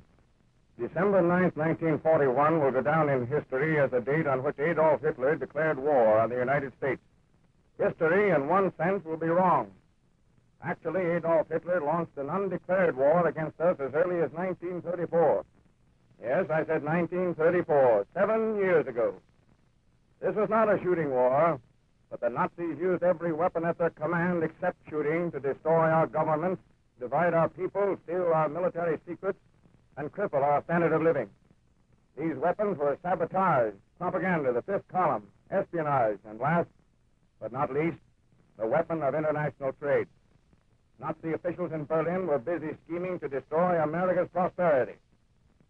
Now let's get down to the cases. The case of James Dennison, typical of thousands of others. Dennison was an American businessman who in 1937 was trying to sell the products of American labor to Germany and the rest of the world. One day he came to see me at my office in Berlin. Doug, I'm in a terrible jam and you have to help. Oh, well, what's wrong? Well, I've been shipping tallow from New York and selling it to the Germans. I have a whole shipload of tallow at Hamburg and the German authorities won't permit me to unload it. Why not, for heaven's sake? Well, let me explain. You see, this is beef tallow. The Germans use beef tallow to make soap, but it could be used to make oleomargarine. Oh, I see. You've run into the Nazi regulation that forbids Germans to eat food grown in America. That's it. And even though my tallow is used for soap, the Nazis insist that since it's remotely possible that someone might use it to make oleomargarine, it must be called food.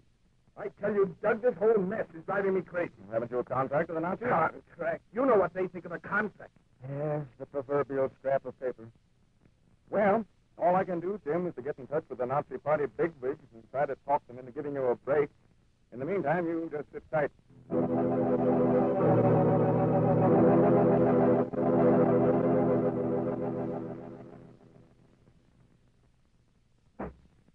Wilder? Oh, how do you do, Herr Luftwanda? Heil Hitler. Won't you be sitting? Nein, I prefer to stand. Oh. Well, now, you're familiar with the case of Mr. Dennison, Herr Luftwanda? Right familiar. Good. Now, Mr. Dennison wishes to appeal the ruling that forbids him to unload his cargo. Impossible. Herr Dennison's behavior has been little short of criminal. Oh, come now, Herr Luftwanda. How is it you suddenly label criminal something you've approved of for some time? Furthermore, Dennison has a The contract. contract violates National Socialistic principles, and any such contract is invalid. Oh, really? Well, why then did your Nazi officials in the Ministry of Economics sign it? Because Herr Dennison deliberately deceived them. Oh, now that's sheer nonsense. Will you please explain precisely what National Socialistic principle Mr. Dennison has violated? The eternally sacred principle that German blood be completely and forever linked with holy German soil. Is there something unholy, then, about Dennison's beef tallow? Yeah, it is edible. It comes from America. No true Aryan German can eat food grown anywhere but in Germany. All right. I won't argue that point. But the tallow is to be made into soap. Defining it as food seems to me the thinnest kind of technicality and one with no other purpose than to evade your contract obligation. That remark is insulting, Herr Miller. But Mr. Dennison can't understand. No why... one expects him to understand. He is mercenary and grasping and intent solely upon making money. How can he understand ideals or ethics or sacred principles or what is most holy to the German people? However, ignorance is immaterial. The tallow will not be permitted in Germany, and that is final. Heil Hitler. Herr Bonder, wait. Herr Bonder. Oh, the pompous young madman. He actually believes all that rot.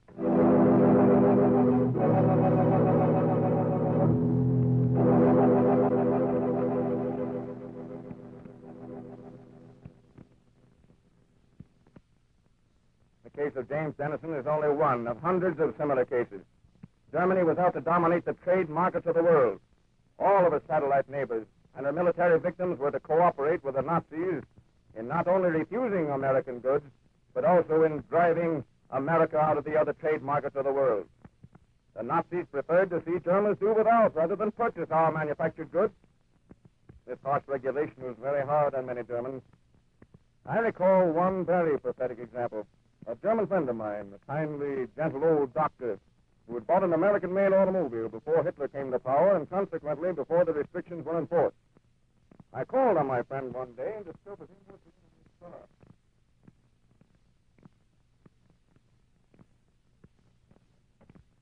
Oh, Herr Miller, I'm so glad you've come to see us. You're just the one to help us. Father, now you have nothing to worry about. Herr Miller's an American, and all Americans are experts with problems mechanical. Well, you flatter me, Colin. I think the trouble is in this thing here, Herr Miller. Oh, the carburetor. Yeah, the carburetor. Well, I'm afraid it's beyond repair, Doctor. You see this crack right across the face here? But there must be some way to fix it. No, I'm sorry. The only thing you can do is to buy a new one. Buy a new one. But that is impossible. Oh, Father, does that mean we have to... Yeah, Karen. Our automobile is useless to us now. Doctor, you mean you must junk a $1,000 car for lack of a $10 part? Yeah, American parts cannot be bought anywhere in Germany. The government forbids importing American parts. And nowhere else can I get the right kind of, what you call it, the carburetor? If you know how we saved our money to buy an automobile, Herr Miller, so that the head doctor could be able to call on us patients. And I've had it only a year. Father, perhaps if you talk to the party leader? I already know what he will say. That I am unpatriotic. Then because I can't use the automobile, he will take it from me for scrap, Herr Miller. Imagine. Scrap? Yeah, to make bombs and cannons. Father, how will you be able to call now on all your patients? You have so many. But I don't know. Since Hitler, everything is in gush. Now, Papa, be careful. This automobile, Herr Miller, what a fine, useful thing it is you Americans have made. Useful to a doctor and useful to the patient who waits for the doctor. When delay means suffering and haste means healing. But scrap. To make something like this now into things to kill me. I've lived too long, Herr Miller. Times like these are not for me.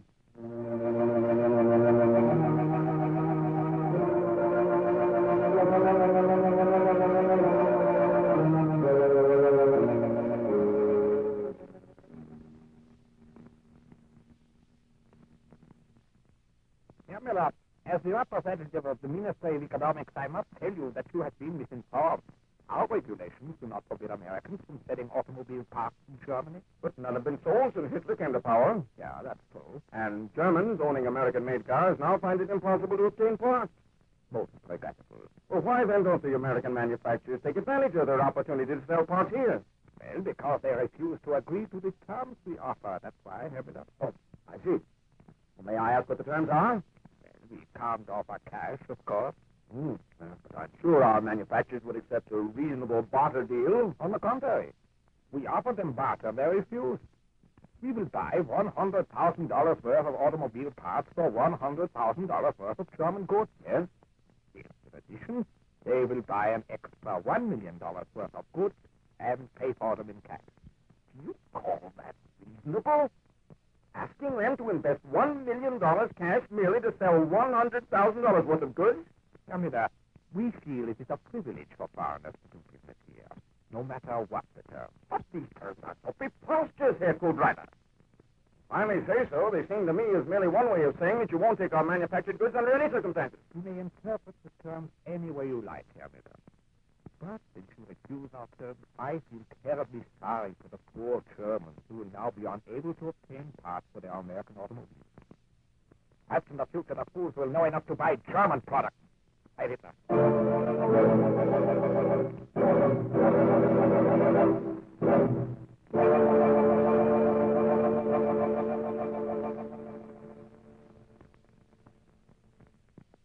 American businessmen learned that except for certain war materials, neither the Nazis nor the helpless victims of the New Order would buy products made in the United States. Now, I've been trying to show to what lengths the Nazis carried their trade war against America, to show they would never buy our surplus food nor our surplus manufactured goods. Nazi propagandists have proven this very same point, not by intent, but because of a blunder. On a certain day in March 1941, in the New York offices of the German-American Commerce Bulletin, located at number 10 East 40th Street, one of the editors was glancing over the most recently published copy of the magazine when...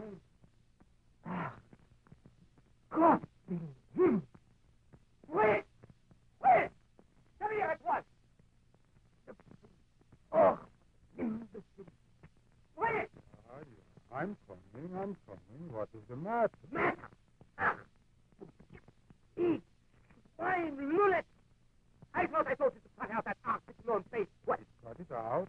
Oh, nine. I did not understand. You did not understand. You did not understand.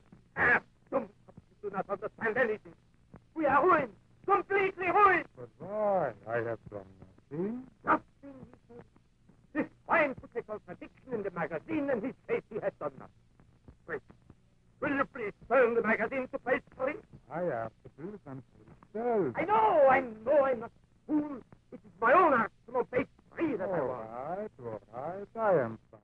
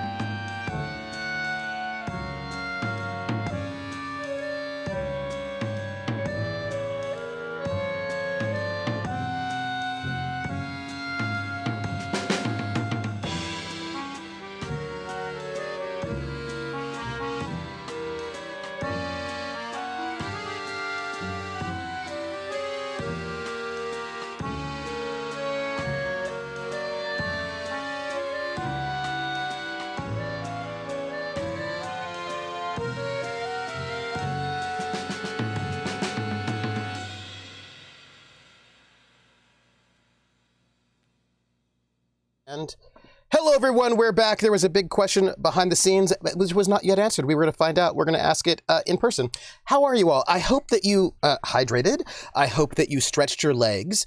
I hope that you did yoga. You know, whatever you do during the break, do a jog, a 5-minute mile. Sit there with a cat on your lap the whole time. That's totally acceptable too. Yes, absolutely. I hope you've been enjoying our radio propaganda. I have been, and it's been very good. Man, I know people who are able to do it within like 4 minutes, and I just sat here going, I 4-minute mile. That's intense.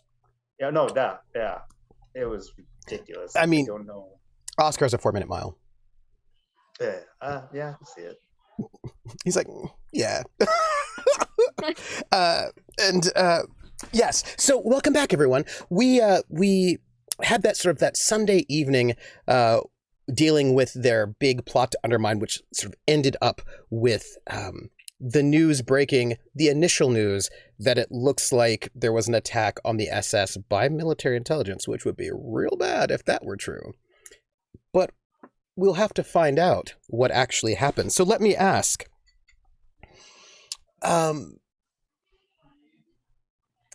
What do you all do the next day? I want to know when we're going to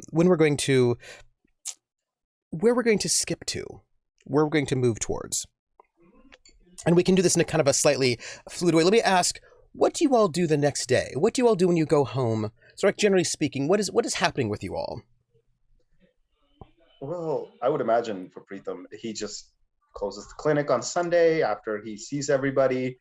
Like I said, directs certain people in a very inconspicuous way either. Like he actually probably, one of the ways he probably like alludes to people, or at least drops that hint. I'm assuming there's like invitations that were sent out to these parties, right? And absolutely. I feel, considering Preetham is also royalty and a huge, member, he probably got said invitation. So absolutely. He kind of displays it in his office in a very conspicuous manner that people would be able to catch it. And like often kind of not telling them directly that they need to go to this party, but like alluding to it, like saying, oh, like if he might ask them, hey, so any plans for this weekend? Like small talk. And then if they ask back, oh, what are you doing, doctor? And be like, oh, I was going to this party, but because of this, then this, I just can't make it. So but you should go. Now, did you actually go to any of these parties? There are many of them. Did you actually go to any? The Nazi parties? Because there are many of them. Like, I thought my brain, it was one big. Oh no! There's a lot of parties. There are like, because each unit's going to have their own party. Like, there's going to be a party with like sort of like the ambassadors, different SS people. Units going to have parties. There's going to be like parties all over the city. Gotcha. But we were only then attacking that one party that's happening. Okay. Yeah. I would. What was his name? Jean. Yeah. Jean Lucia. Jean Lucia. I feel like he probably would have invited Preetham to some one of those. Yes. And as to keep up pretenses, and also to ensure that I continue to maintain good faith and opportunity in the future, he probably would have gone to another one of those parties, probably one that John had invited him to. Yeah, I imagine you probably spend that evening at a party with the ambassador and his wife, like sort of like the literati, like kind of like a nice sort of fancy party that I imagine the Leixners were also invited to, but I imagine the Leixners were invited to more than you all are mostly invited to more than one party, of course. Yeah. I think this also would make a very great cover for him, an alibi. Yeah. Just be like, hey, I was at the clinic all day and then I went to a party. And it would be like, I imagine that party being full of Jean and his daughter, the Abetzes. You probably would have, before I say that, I want to know where the Leixners, which party they went to, if they went to parties at all. Well, I would think since we don't know about the attack yet, we would still have to go to a party. So which party would you go to? You've got a good party where sort of propaganda and political people would be. You would have a couple of different SS parties, of course, because your husband is SS. You probably would not have been invited to army parties because they wouldn't have any reason to invite you to it. Propaganda party sounds great. Maybe a change of company. Well, the propaganda party too is everybody will love Holgar there. Mm-hmm. That's right. Yeah, it'll be an easy night. Yes. Right. And Regina doesn't have to talk to anybody. Mm-hmm. Right. But everybody will be very, It's like a false front vacation with you. almost. Right. They voluntarily fail roles, right? I would imagine Frida would be like guest of honor at one of them, like as someone who could sing, like especially one of the big prominent one. Absolutely. Now this would be like the party, not like just any. This is the party for the upper echelon. Which I imagine means that almost all of you would have ended up being at this sort of propaganda party, which is going to have, so this means that you have basically all of the cultural folks are at this party, right? So you're going to get the, you're going to have the ambassador and his wife will be there for a bit. People often will also hop parties, depending, right? They have other things to do. You're going to have the people in the propaganda department, which are a mix of army and SS, a different group of people. You're gonna have like French important people. You're gonna have like it's actually not all army or all SS. It's kind of like a mix of people, including civilians, having some singers, some actors. You'll probably have probably Coco Chanel's gonna be at this party as well. Some like sort of big names will be like fashion names will all be there. It'll be that kind of a party. And of course the general is supposed to show up, but doesn't. What? So we're all going to the PP party? Yes. You probably have like the head, like the chief of police would be there. Like this would be a place where a lot of important civilians will be. Like French Vichy people, French people will be there. So it's that kind of that sort of party as opposed to like a military. Like there's also gonna be a party for like this military unit. There's probably gonna be a military intelligence party. There's gonna be like various SS parties. There's probably a Gestapo party. Unfortunately for, maybe fortunately for you all, but the Jaegers are not going to be able to go to your party because he's the head of the Gestapo. He has a Gestapo party he has to go to, right? So like everyone's going to have like their kind of parties they have to attend. Nicola's going to have to go to a Gestapo party, which I don't think will be very fun for her. She'd rather be at your party, but she, oops, she doesn't get to be at that party. I'm sure there'd probably be parties like at least planned or scheduled for every night of the week. If this member of the SS hosts a party for everybody, then 2 nights later, this member hosts a party for everybody. Yeah. Before we get into this, Trooper, I want to take the opportunity because Oscar via Holgard knows what's going to happen here. So I want, when the news breaks, I want to be able to have Holgar act like the biggest badass in the world and not be phased at all by this side of an attack and immediately start like issuing commands calmly. Everyone move to this. Everyone, that would be for your own safety. That would be assuming that the news breaks, and no news breaks during that party. Oh, okay. Then never mind. Nothing is said at all at these parties. It's just people. How strange. People do wonder where the general is, though. Frida, of course, will arrive at the party that you all are at, because you're in that particular circle where you'd be at the same party. That the general never comes back to dinner. He never returns to dinner, but you would make it to our group at this party. Okay. And if you wanted to, you could tell them. We'll just sort of jump into this party. It's sort of late Sunday on the 28th. Where you have got, at this point in time, in this party, you have got, and I actually have an Elegant Dinner Party soundtrack right here. Here you go. Elegant Dinner Party. In case you want it. You would have like Coco Chanel. You'd have some of the biggest French actors would be there. You would probably have like Edith Piaf would come in and out at some point in time. You would have the general should be here, right? Because this is clearly the kind of space that he would be at. There's another general who's under him who's in charge of Paris specifically. He would be there. The ambassador Betts and his wife would be there. You would basically have everybody who's anybody. Like there isn't exactly a mayor of Paris, but there's like the equivalent of the mayor of Paris would be there. The head of the chief of police would be there. All the important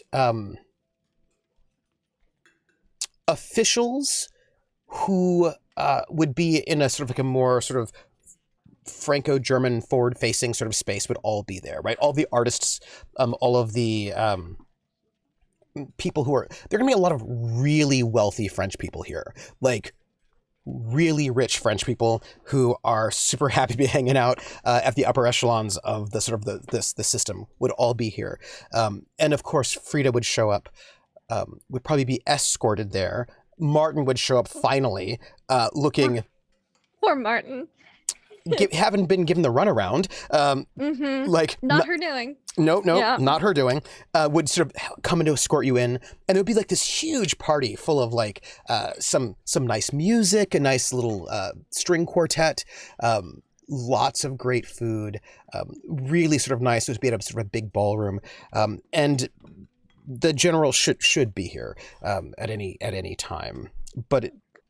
Is that the sound effects? Yes. Okay, because I was so confused. I'm like, who's having dinner right now? You are. I'm like, no one's eating. What's going on? No, it's you. It's the dinner That's party. our fancy party. It's your fancy party sound effects. So I thought the same thing. it's the sound effects of the fancy dinner party. Like when I was thinking fancy party dinner, I thought it was going to just be like light music in the background. It's like a party music or something. I was not expecting dinner plate noises and like cutlery going on. I imagine that Frida might want to report in at some point in time during this party. I heard my name. Yes, because you're the one with the news at this party. Yes. I don't blab it to everybody, obviously, because that would be uncouth. How would I know? What? I just, had dinner with the general. I will say, I think it's so strange. I was just having dinner with him, like, wow. And if Martin makes it to her to escort her there, she'll just be so happy to see him, because it's been several days. He's a little sweaty. It looks like he might have run to get here on time. He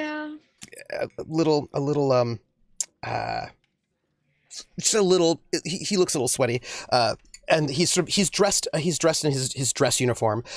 So he's going to sort of escort you into this party, and the Leixners and the prince are already there. Frida's fashionably late because she was stood up. The general never returned for dinner. Yeah. Like I was still coming with the general, but he had an important call from Berlin. He had to go. Yeah, so weird.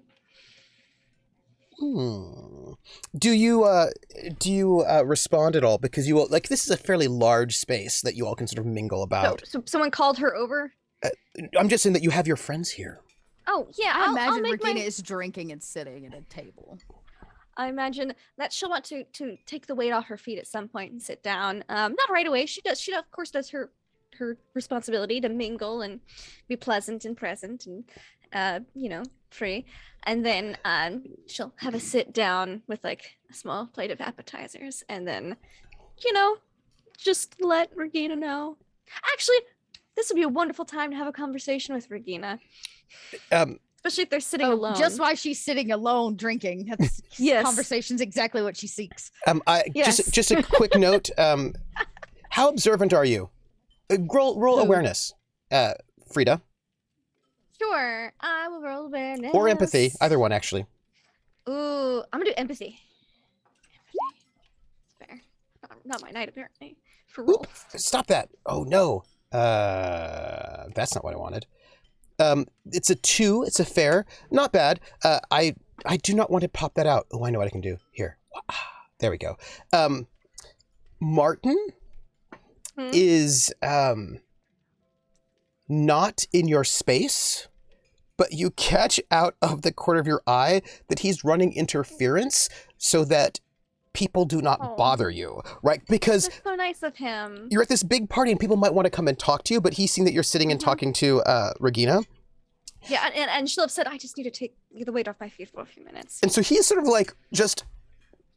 Oh, how nice of him. Like if people want to come to talk to you, he's like, oh, nope. And just like moving people away from this table where you two are sitting. Oh, she'll be free in just a few minutes. She'll come talk to you. Yeah. She's making notes of who she needs to speak with after she talks with Regina. One second. And while those two are sitting at the table, where are Holgar and the prince at this party? I think this would be a perfect time to have a discussion ourselves, as but in the center of things. Holgar, if there is a stage, I'm sure there's a band playing, because there's no way there is a propaganda party.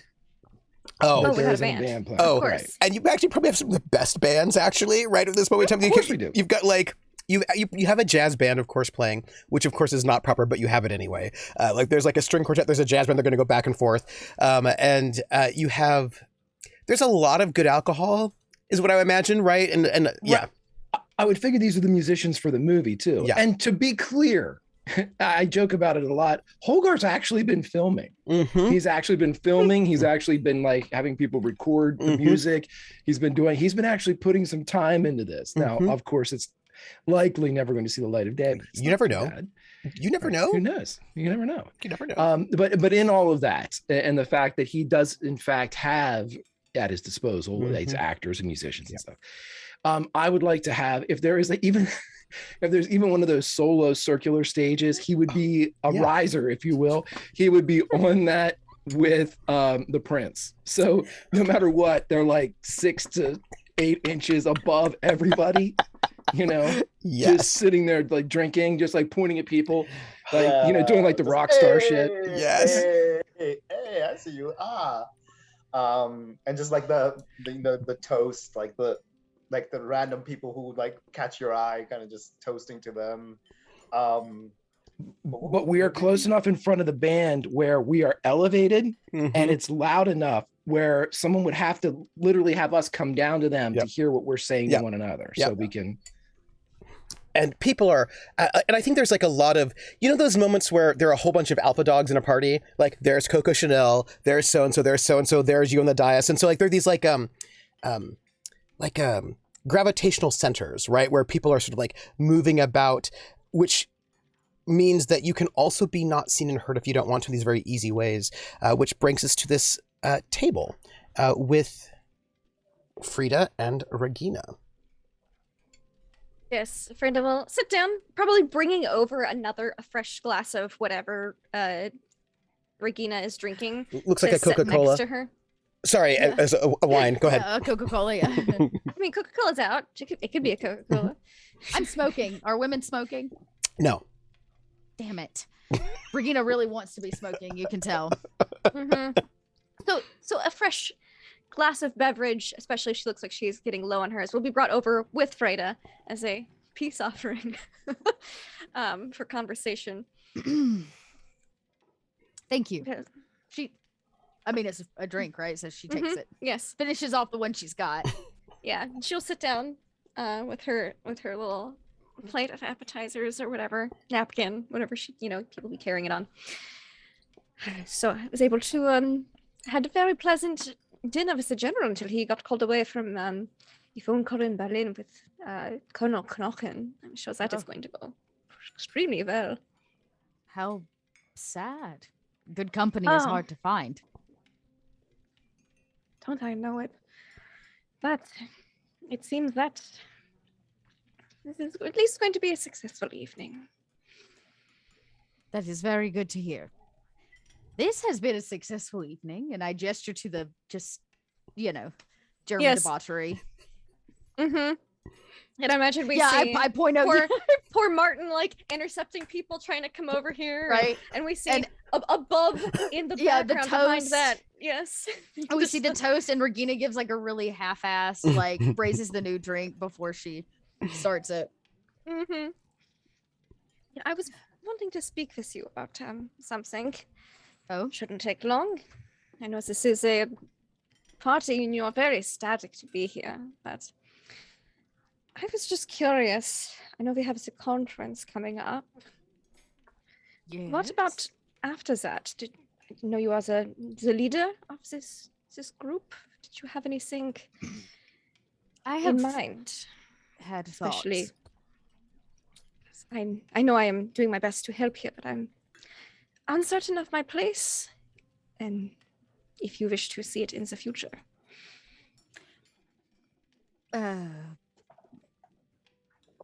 Yes, in fact, but I imagine that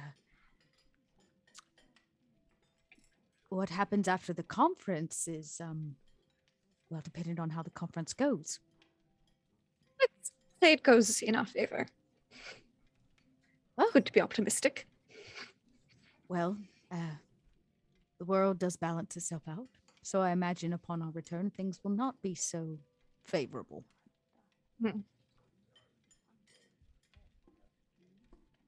See. So I imagine our actions after will be difficult.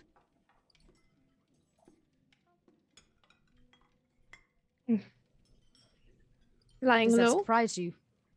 No, this is not easy work. I'm just... I appreciate everything that you and your friends have done for me. And I want to... And I think you are doing good work here. And I wish to assist in that as best I can, in whatever ways that I can. I just was wondering if you had any specific... I should let you know, my husband is not going to survive much past the conference. If they do not handle him, my uncle will. Or I will, imagined if need that be. was going to be the case, since your husband would probably stay in Berlin. He'll be staying in Berlin. Yes.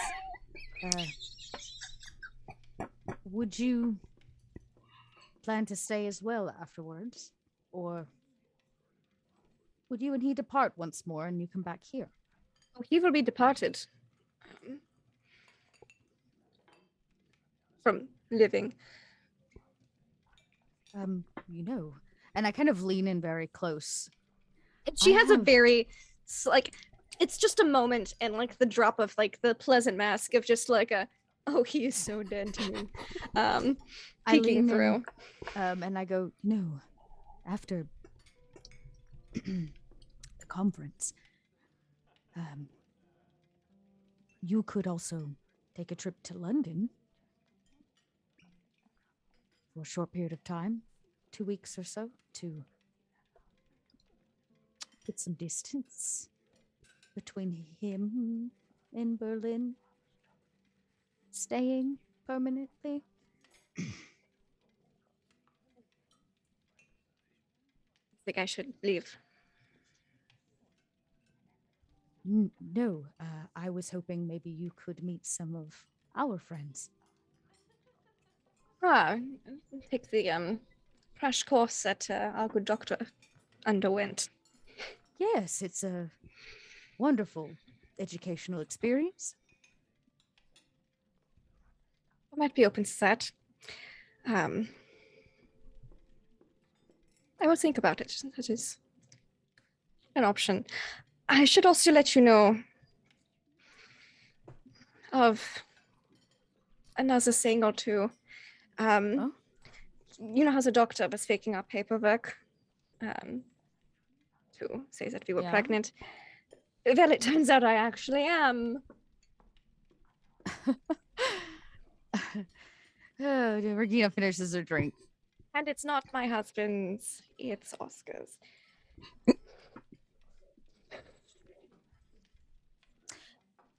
You mean your husband's?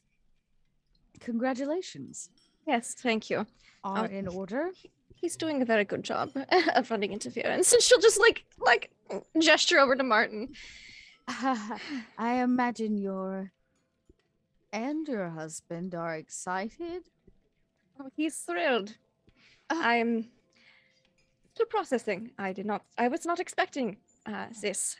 It is a blessing, but also an unexpected challenge at an interesting point in time. That sounds like the definition of life. That's it.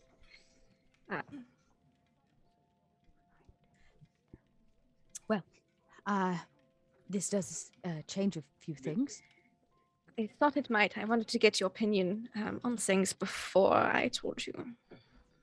Well, Maybe a little proper R&R will be in order then. Perhaps we shall see.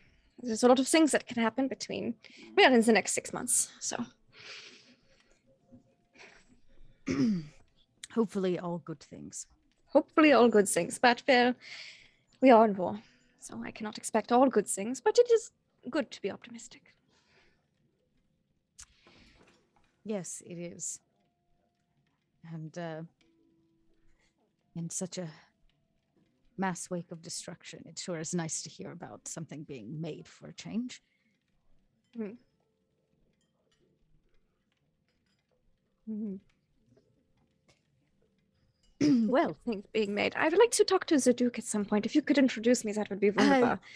Who? Mhm. Oh, yes. You were talking about. Whenever she's talking about things, she's got her glass so that you can't see the side of her mouth. Quite see her mouth, and it's like, oh yes, you mean my friend, my Dutch friend. Your Dutch friend, yeah. I've taken up so much of your time. Thank you for listening, and your input is appreciated. I think I will let you have some more time to yourself. I'm going to go mingle. Wait, I put my hand on your hand. Are you sure? You could just sit here. He's doing a very good job. Such a good job. I'm influencing him. He's this poor bad boy. He's going to get his heart broken, but I do what we must sometimes. Heartbreak. It always teaches us something, right? It does. Regina, roll empathy. Regina's best stat. Two. Actually pretty good. Would you like to ask a question? No. Do you want to know what the question is? Of the kid? Yeah. Ask what his trouble aspect is. What is his troubled aspect? Oh yeah, because this was during my solo. I gave him his trouble aspect.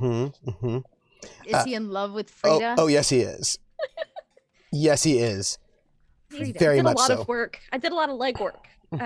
And you can see you can see Martin just making sure that people do not come and bother you all, and every once in a while he just kind of like glances at Frida, and you can tell he is so in love with her. It is perhaps a little embarrassing.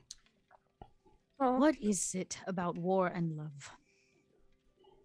Why, when things are ripe, can you never find it? And the moment we start killing people, it seems that we cannot keep it in our pants. I believe it's extremes of the emotions, the highs and the lows. I guess some things always just feel the same to me. Well, you're welcome to stay here and keep that seat warm. I imagine that your dear admirer there will be very, very pleased for you to be this close. Oh, he will be. I bet you if you asked him, busy. he broke your feet. He probably would. Just Maybe saying. later. Okay. Not in public, of course. Appearances to keep up, but he probably would do it if I asked nicely. As for my Dutch friend, I have a small message to deliver for him before I can revisit him. I need to visit my art studio before that anyways. So good. Yes, I imagine that once I can get back in touch with him, I'd be happy for all of us to have a brunch. Brunch is lovely. And I think I'll be back in this seat, but I will give him a bit of a break, and I do need to. It means that it's Coco Chanel over there, so I should make pleasant. It is quite expected, and well, the nicer I seem, the easier it is to fool people later. Regina grabs her hands once more, and she kind of leans into you before you go, or if you go, and she says, we are behind closed doors pretty frequently. I'd be happy to trade beds with you. Seems only appropriate. We could leave our clothes in the closet, but maybe it would offer both of you some privacy. I will ask Oscar that he wants to do. Does Oscar know what he wants to do? Speaking of that question, what is happening in that conversation with Oscar and the prince? On the dais, everyone looking at you, but no one being able to hear you as the music blares. It's at that moment that Oscar or Holgar spills his drink, much like Greg just did, as he's frantically trying to get my keyboard dry. But in a smooth way. Oh, yeah, it's spilling on somebody and just pouring at him. Just totally making the rounds with eye contact and, pointing of fingers as the band plays on. But throughout all of it, he'll kind of be talking with the prince, making it look like they're, like saying something, and then he'll laugh after something that doesn't require laugh or a joke. But he would say, "How are you doing? What's everything?" Well, I mean, the best one can do in this situation, I suppose. We did technically commit mass murder, but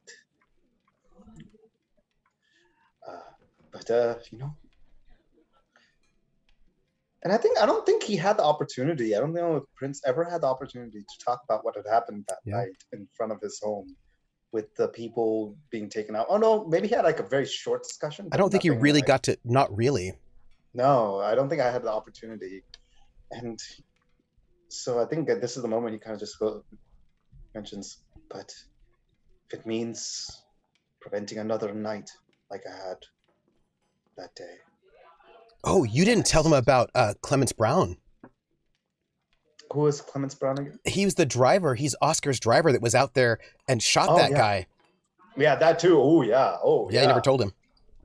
So then he goes, if this would help prevent nights like that one where someone was shot in front of my home, a civilian without a weapon, or like the one that was shot in front of my home again, crashed through the window and died in my arms, simply for God knows what, without trial, without any form of apprehension.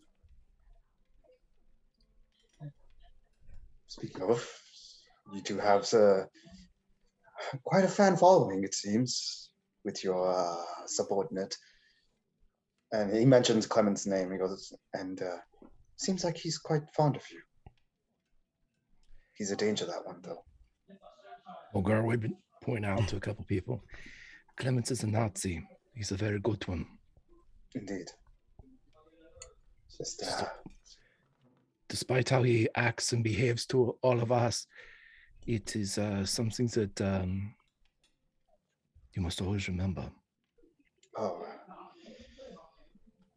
He's young enough to know nothing else. Indeed. But I'd say that probably makes him probably one of the more dangerous ones. He's thoroughly indoctrinated. Indoctrinated, yes. And he idolizes you because he thinks you the same. If he ever finds out, if he ever finds out, I can only imagine the wrath that comes from that. But, but the thought that what we do could possibly curtail all of this before it ever becomes worse is what's keeping me going. I will tell you something that the Nazis taught me. They told me that I would never change the world, that I would never do anything or say anything that would be as monumental to change the course of history.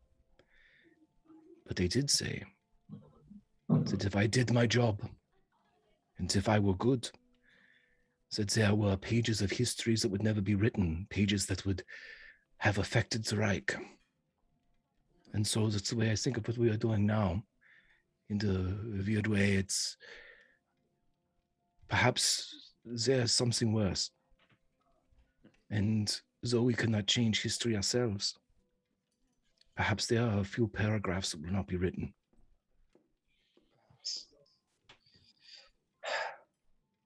But how do you think our little, how to best put this? How do you think our little toast this evening? Indeed.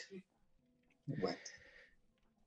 I'm sure it went well, but this city, and he points to like a couple people in the back, like the musicians on the other side, to kind of cue up the jazz players if the strings were playing. He cues up the other group. This city is going to explode. It cannot be helped. It is good for us, but it will not be good for those that are living and struggling, those that have lived here their whole life.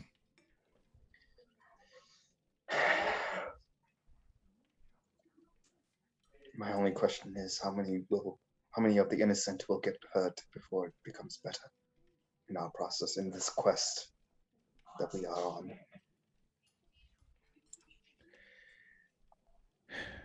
It's impossible to say. But even if it were one, there's the argument to be made, is the good of the one outweighs the good of the many. It is always that way in war. Seems the responsibilities, the pressures that I thought I had left, dropping my title as a prince and leaving my kingdom, thinking that, well, if I was further away, becoming a doctor before a politician, I only would have to deal with saving lives and deal with individuals rather than have the fate of many in my hands. But here we are again. My friends, you are in an unenviable position. For when you look, both ally and enemy are life. And you, my friend, you seize that life and there's nothing else. I am safe in that way, is that what I see subjectives. I see tally marks. I see candles that are bright one moment and sputtering and dead the next. May we never forget that we ourselves are one of those candles. Yes, you are. It was a very bright one. You're a flatterer. Or maybe it's this champagne getting to me at this point.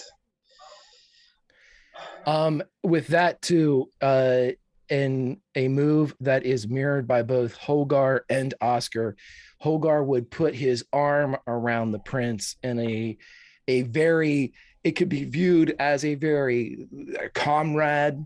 It could be viewed as a manipulation. Look at, this is Hogar trying to, but with the subtle squeeze on the shoulder, no matter what it looks or appears to be, it is meant to be the clasp of a brother in arms. And I think Pritham feels that, and he knows that though this might be an act as well, that it's not simply just that yes, it serves that purpose in this situation, but after having gone through all that, I think he needs that level of camaraderie, and he reciprocates and then offers a cheer, a toast. And as they toast, and Regina had asked Frida, does Oscar knows what he wants? These questions hang in the air, as this big sports star from the 1930s wafts through in this space, tennis star there, and all these various people are schmoozing about. A German actress, Isolde Becker, sings with the group one of the songs from the film. But preview. It's very exciting. One of the French actresses sings one of her songs. There's a French fellow who sings. There's all sorts of people coming in about. But the evening winds down with such a loveliness. Some discussion about how the general did not arrive, which is sort of odd, but generally a good party for everyone. And as you make your way home, let me ask the following questions. The only people who have stress right now, Oscar and Frida. So question, I just have Yes. a question. I do have a consequence. Do we feel like maybe confession put my mild consequence in recovery? Well, that has to be rolled for. Okay, just a thought. But now the question is, do you feel as if that would have, that confession was enough to help you move past this slight obsession? Well, he did give good advice, which is stay away. And maybe Regina needed to hear somebody be like, just don't go near him, right? Because the consequence is Elias adjacent. Yes, it is. Right? Yes, That it is. She's Too close to him. Close. She's too close to him. And maybe she needed to just hear somebody say, like, just Don't do that. don't go near him. So Would you like me to roll as the priest, or would you like to roll? as Regina, do I get? You don't have we to. both get a roll? No, one person can roll. The priest can roll with a difficulty of 2, or you can roll with a difficulty of 4. What am I rolling? Empathy. Yeah, no, the priest is gonna roll. I'm just Yeah, no. asking. He's a priest, which means he'd probably at a 2 for his top there. Yes, you may now go into recovery. Woo, okay, thank you. Did not mean to sidetrack. Oh no! These are good things Back to to know. y'all's stress. So you may it is, you still have it. It is still there. You just get to rename it if you like. In 2 days it will clear. Okay, look, I'm gonna think of something to call it. Yeah, Yes. y'all, yeah. But it's still lurking. When you all leave and you go home, you don't need to make a roll. There are forces everywhere. The streets are No. just thick with soldiers, and you all are stopped Oops. regularly. People checking your papers and checking your car. It doesn't matter that you're in a fancy, expensive car and you're all very important people. But as you are moving, right, you're stopped at least 3 times on checkpoints between here and there. They've set up more checkpoints you've seen so far in Paris. It's all hands on deck for some reason. You don't know why. Maybe. And everyone is being searched up and down, left and right. I would like from each and every one of you all a roll. Deception would be my preference. Do these people know me? No, you have a bunch of random guards mostly. Like, you got like Great. a bunch of them. Fantastic. Epic. Oh, Average. great. Good thing you're exactly who you said you Oh. are. I mean, Yeah. It's I not mean- about if you are who you say, do you know things you maybe should not know? And good. All right. You're all driving through, and it's like Clueless. What? traffic I is don't know what's anything. happening. traffic is at a standstill, and everybody's very tense. There is just a sense of impending violence everywhere. It's like there's some kind of terrorist at every corner, and you keep getting pushed and stopped, and people keep asking you questions like, where have you been? And you have answers for these questions, of course. And they're not asking specifically what you think they might be asking, but it's all like, where have you been? What have you been doing this evening? What have you seen? I wonder why. but they don't ask you why. And I need to know who's in which car. Are you all in the same car together? Sure. I would That seems think reasonable. so. We could take Yeah. one car to drop everybody home Yeah, because I from feel the like at this party. Yeah, because I feel like at this point it's very clear that we all are part of the same social group. That we're the doctor's constantly over to visit them as well, and considering But Oscar is my coworker. Yeah. Oscar's my coworker. Yes, I'm the medical professional for our consult for Frida. Do you take anyone else in the car with you besides your core 4? Is Clements driving, or Clements is driving you. He's back. He was just busy a little bit earlier, shooting people. And so do we still have our board runners like Schmidt and what was his name, Brockhouse? Yes, you do. But do you want to bring any other people who need to go back to the Majestic with you, or people that need to be driven back to their homes? The Majestic?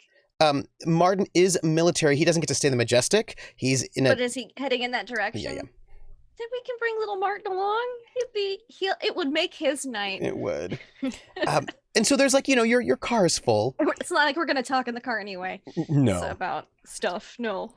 And at one stop, the car stops, and somebody comes in and they start asking questions, looking around. You can see that they get underneath the car to look underneath it to see if there's anything there. They actually go in, they check your engine. Like all of a sudden, there are people who are checking all sorts of parts of your car. You're all requested in the form of it's an order, but sort of phrased politely, to get out of the vehicle.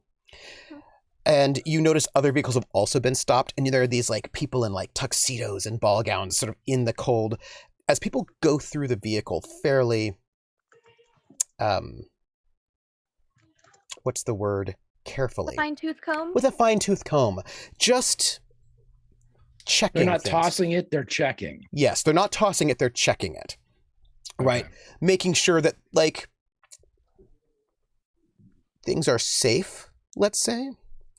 They're a bit of a heightened security that you have not seen before. And since you rolled a 1, KP, would you like a fate point? No, I'm good, thank you. Are you sure? I'm good, thank you. It's for the I would evoke that aspect exposed. I'm good, thank you. Are you sure? I mean, I don't like being exposed. Fine, but then you're gonna have to give me a fate point. Happily. Here you go. You want one? Just yes, please. One fate point? I think Sure. You exposing him would be indecent, and he says no. I'm sorry. 1 second. Let me close out this, and then I have a fate point to give you, sir. You do.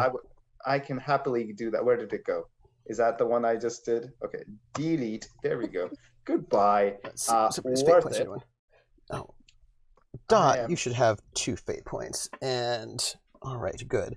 So in that case, I will just note that as you're standing there waiting, a team of soldiers come by, one of whom is in,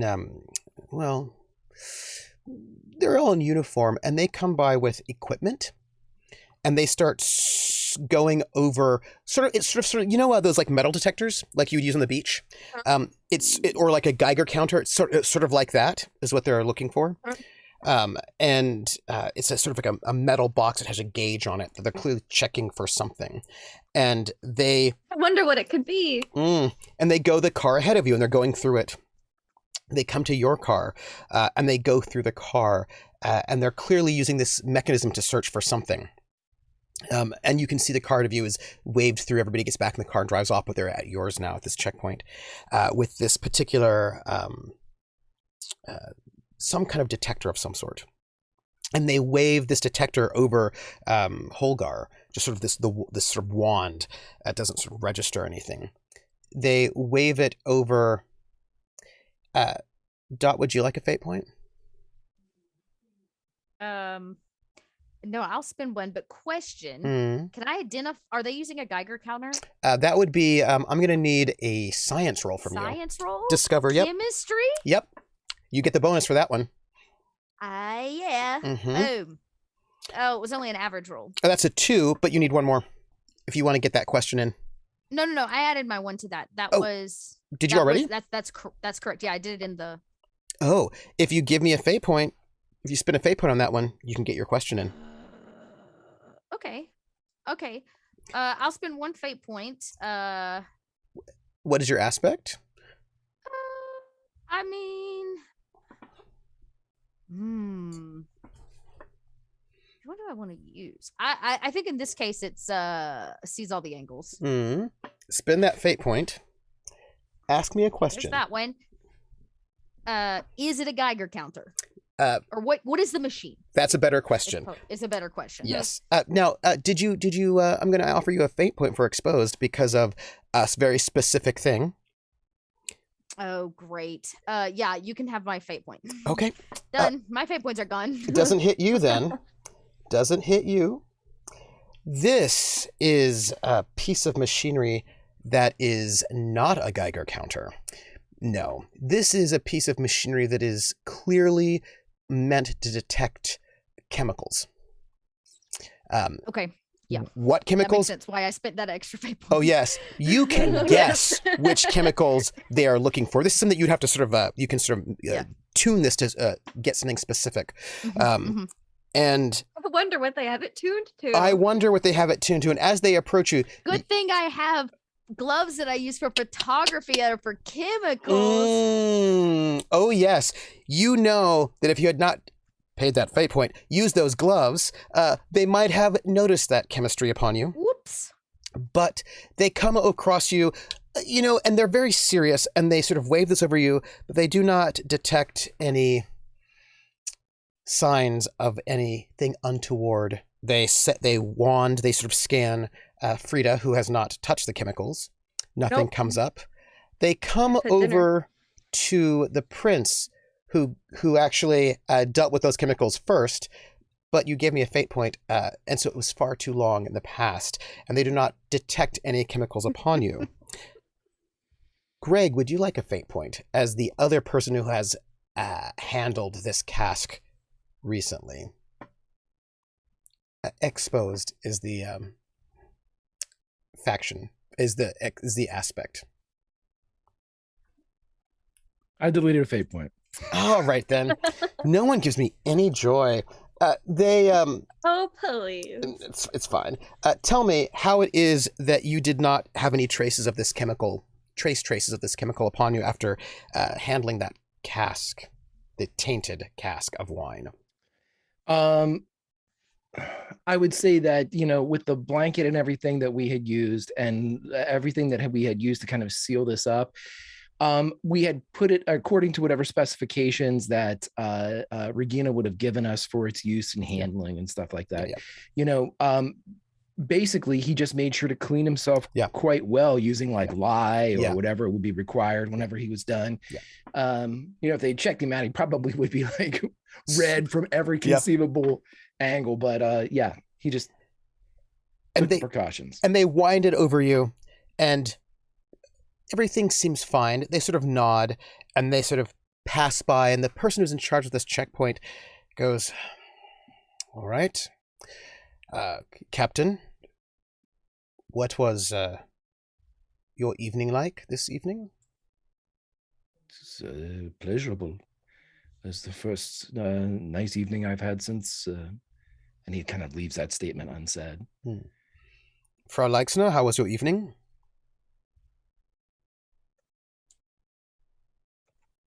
Sorry, my mic didn't unmute. It was one. I kind of feigned drunk with a 6 to see. It was smashing.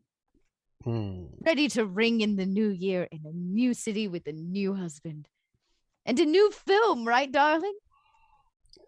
Yeah. Frau Engel, how was your evening? Quite good. I spent most of it at the hotel. I had a general dinner with General Stulpnagel, and then I went to the party. Did you see anything suspicious? At dinner? I mean... At any time this evening. Oh. No, I believe you were interrupted several times during dinner, but and he had a phone call, I believe, but nothing odd. Or suspicious, at least. Good. Captain Leixner, Frau Leixner, have you seen anything suspicious today, this evening? Besides all of this? Except for the schnitzel served at the party, no. It's a bit odd. Dr. Singh, how was your evening? I mean, busy day. Just closed up my shop. Had a bit of a couple clients over at the clinic, and then went to the party. It's been one of those busy days. Something seems a little bit off about your story to this guard with that one deceive. Are you certain you went directly from your office to this party? Well, yes. You can ask the venerable Jean. What was his name? Jean Lucher. Yeah, because Preetham directly went closed shop and went straight to the party. It's true. Yeah. I mean, if you would wish to ask for any alibis, I can give you plenty. Do you need an alibi? I'm assuming that's what you're asking for, everybody here. Did you see anything suspicious during your travels? Aside from the odd mole, some quite disgusting rashes, nothing more. Party was like any party I've ever been to. Quite merry. You're not quite certain if he buys it. It seems like he sort of just feels like there's something off about you. And he goes, well, if you are in the company of Frau Engel and the Leixners, I'm sure you're all right. Carry on. Drive directly back to your homes. I'm sorry. Where are you all staying? I think it's Leixners. I point two different directions, kind of drunk. The hotel. He lives in the insert number here district. I'm an own apartment in what district? I don't know what district. No, I actually don't think you're that. I don't think you're super far away. You're probably like still in the inner ring, is what I imagine. Yeah. Somewhere between like 1 and 4. I give him like the location or the apartment name that I'm a part of. I see. Well, you should not stay on the streets. I would feel more comfortable, Dr. Singh, if you would perhaps stay with your friends in the hotel tonight. The Majestic. He turns up. Do you all mind? Not at all. No, I'll call housekeeping as soon as I get there to come make your bed. It shall be another party.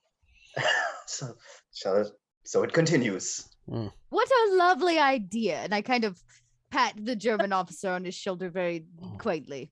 And the German officer takes your hand and does that thing where he takes your hand and your elbow and he goes, Frau Leixner, let me help you into your vehicle. And he sort of like guides you because like, she is drunk. She is drunk. Such a gentleman. And because you seem really drunk and he's a little bit concerned. Perfect. That's what I want. Yeah. I want him to think I'm really drunk. And the drunk people are honest. Yes. And the two ladies are very, very, very believable. So there's like no suspicion on you two. And they're just a little bit worried about your safety. So they're trying to make sure that you get in. And then they don't actually even hold the door open for the gentleman. They just figure you've got it. Well, Holgar would turn to the officer and he would say, what is he, like a lieutenant? Or yeah, he's a lieutenant. He would say, Lieutenant, what's going on? Wait, wouldn't it be lieutenant? Is that's English. That's British. Yeah, really, it would be. I just wanted to make sure. It would be in German, but and he goes, Captain, you should be careful. And he says there's danger on the streets.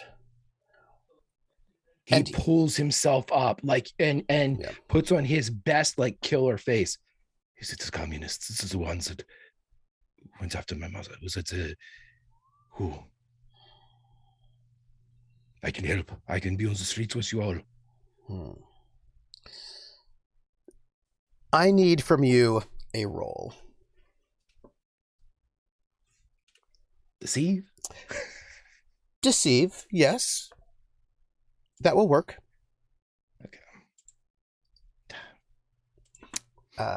That's miraculous for Greg in Roll20 roll recently. It's a 3 to a 2. And he goes, and this fellow is, he's SS. And he says, one moment. Please make sure the ladies and this doctor get into the vehicle safely. Make sure the road is clear for them. Captain, if you would take a brief walk with me. I want to show you this detail in the next car, if you do not mind. He makes a show. He reaches into the car, like the front of the car, and just puts his hand out for Clements to hand him a gun. And Clements does immediately. He takes it and puts it like inside his cut trench coat that he has, and puts it in and pulls the collar up, makes just a show of it. Yeah. Whether or not this guy buys it, there's been some talk about Holgar, so he might have a bit of a rep. So I don't know, whatever it is, he's trying to augment that. And as he walks you just a couple of paces, keeps this under your hat. It seems as if, and he just kind of like glances toward Clements and your guards, who are army. It seems as if the SS may have some enemies in the occupational forces. And at this moment, you may become aware of the fact that most of the people on the streets are army, not SS. There are very few SS people on the street because there are not that many SS people in the city. Their numbers are quite small, but there are a lot of army soldiers on the streets. And he says, there has been an attack against an SS soiree, and it seems as if early indications are that there are traitors in the German military, which is not surprising. So be careful with your wife and your guests. His eyes would narrow at that because, I mean, he's completely surrounded by the military at basically all and you're times. living in a military hotel right now. It's an SS hotel. Be careful. It seems they are targeting important SS people.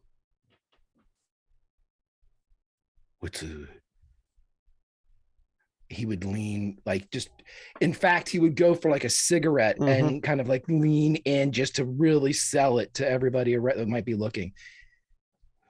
Did they shoot them today? No. They used some of their military weaponry on us. And then he would, it's almost like he's putting it together. He would look back at the device and then look back at the guard. Yeah. How did they get it to them? Was it?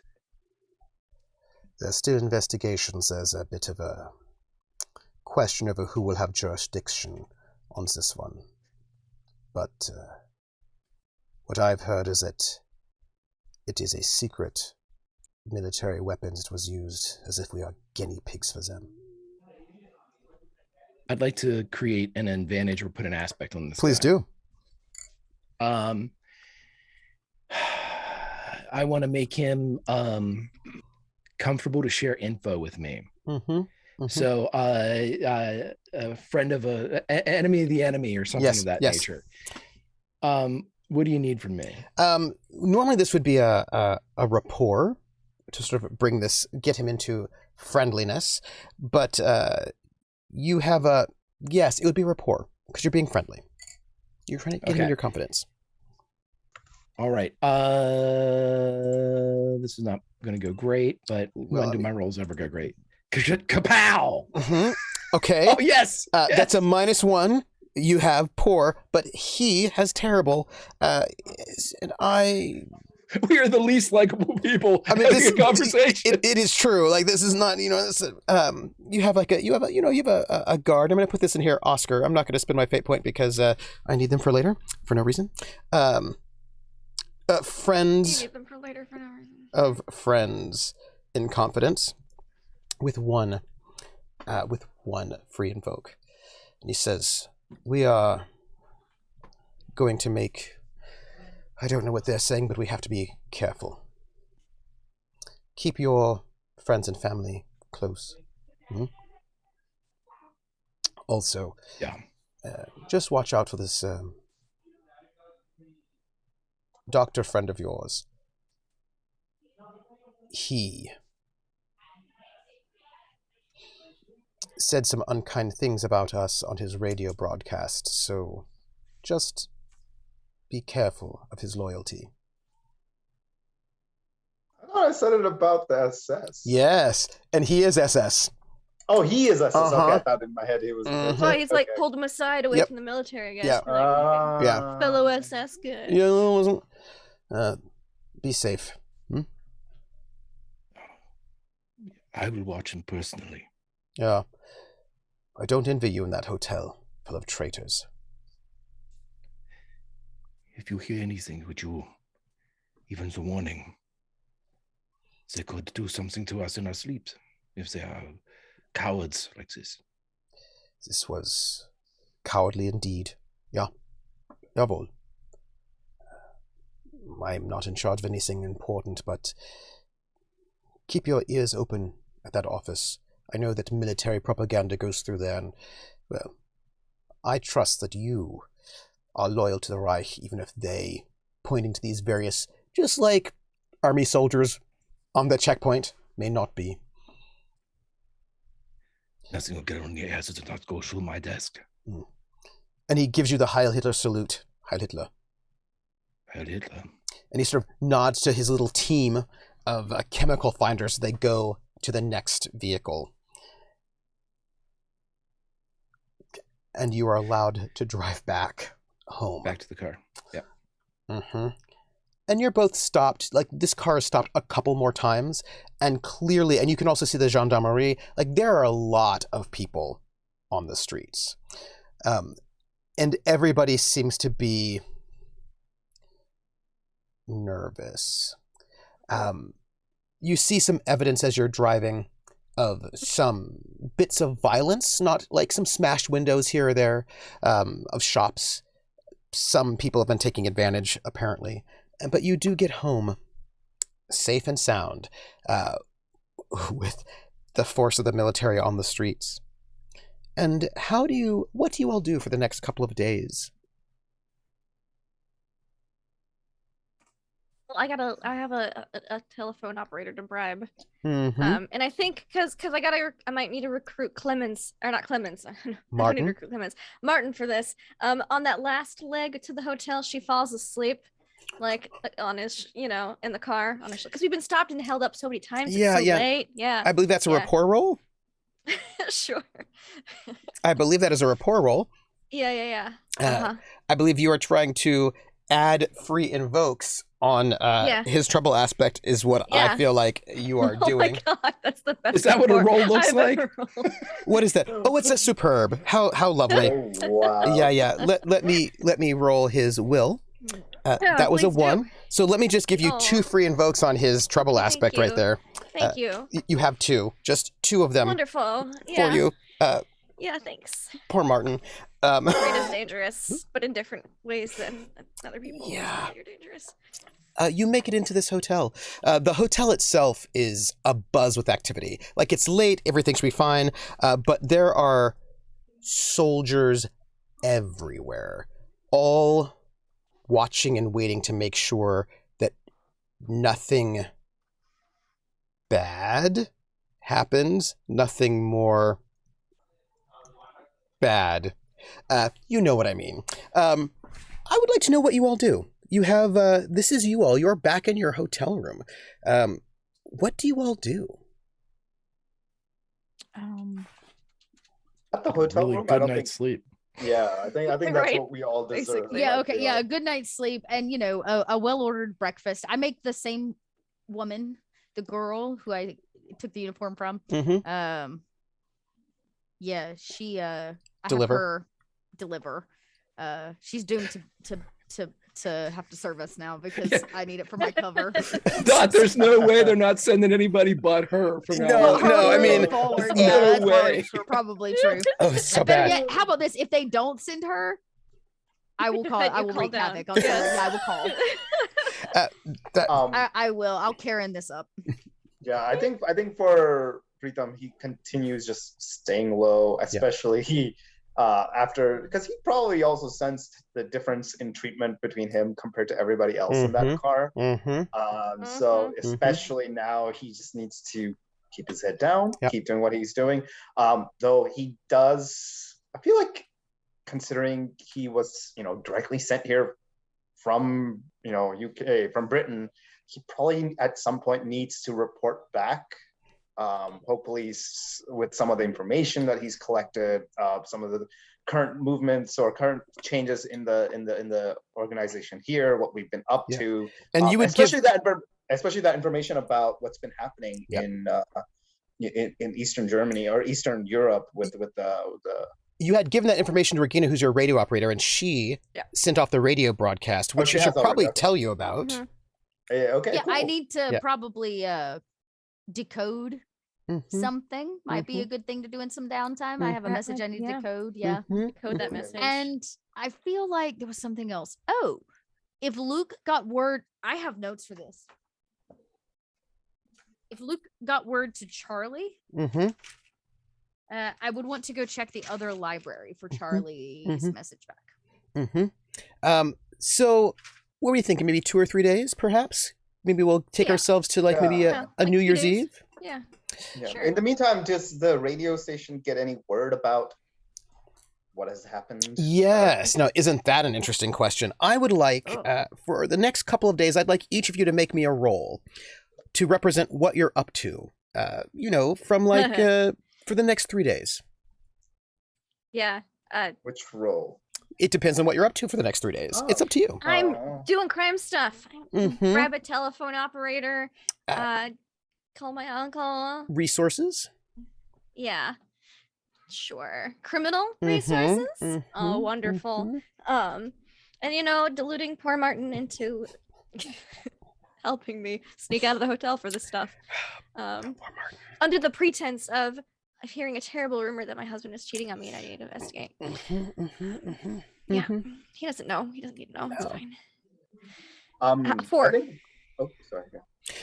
You can, you're able to bribe, and that'll be, we're going to call this secure lines. Secure lines, yes. You have, and this is going to be for our Frida, you have secure lines.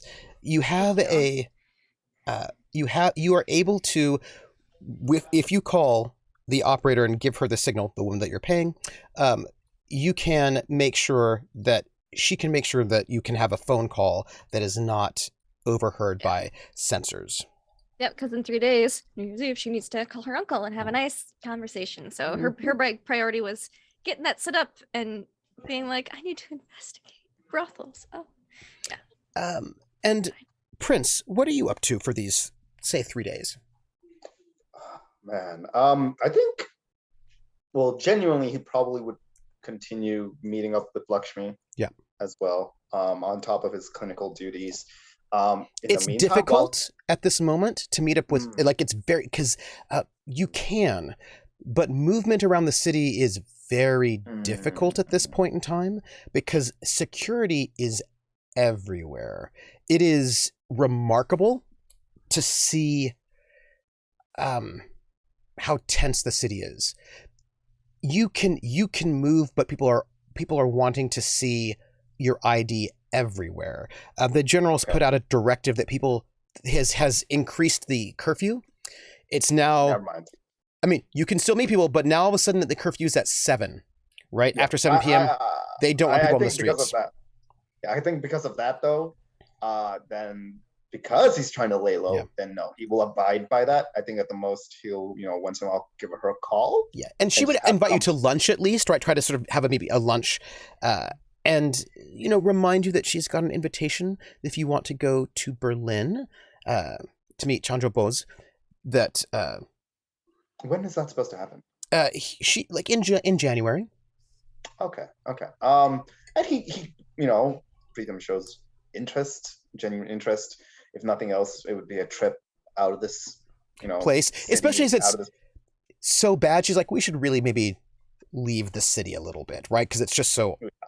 I do mention this because Yeah. for in front of everything else, he is part of this team, and he is an SOE agent. So I definitely think he would mention that this opportunity or this invitation has arrived for him to go to Germany to meet this person, especially to Frida, not Frida, to Regina, and the rest of the team as well, and leaves it to them kind of ultimately, even though he kind of wants to go, he leaves it to them because he knows that is higher priority, whether he needs to be here or he can go over there for that.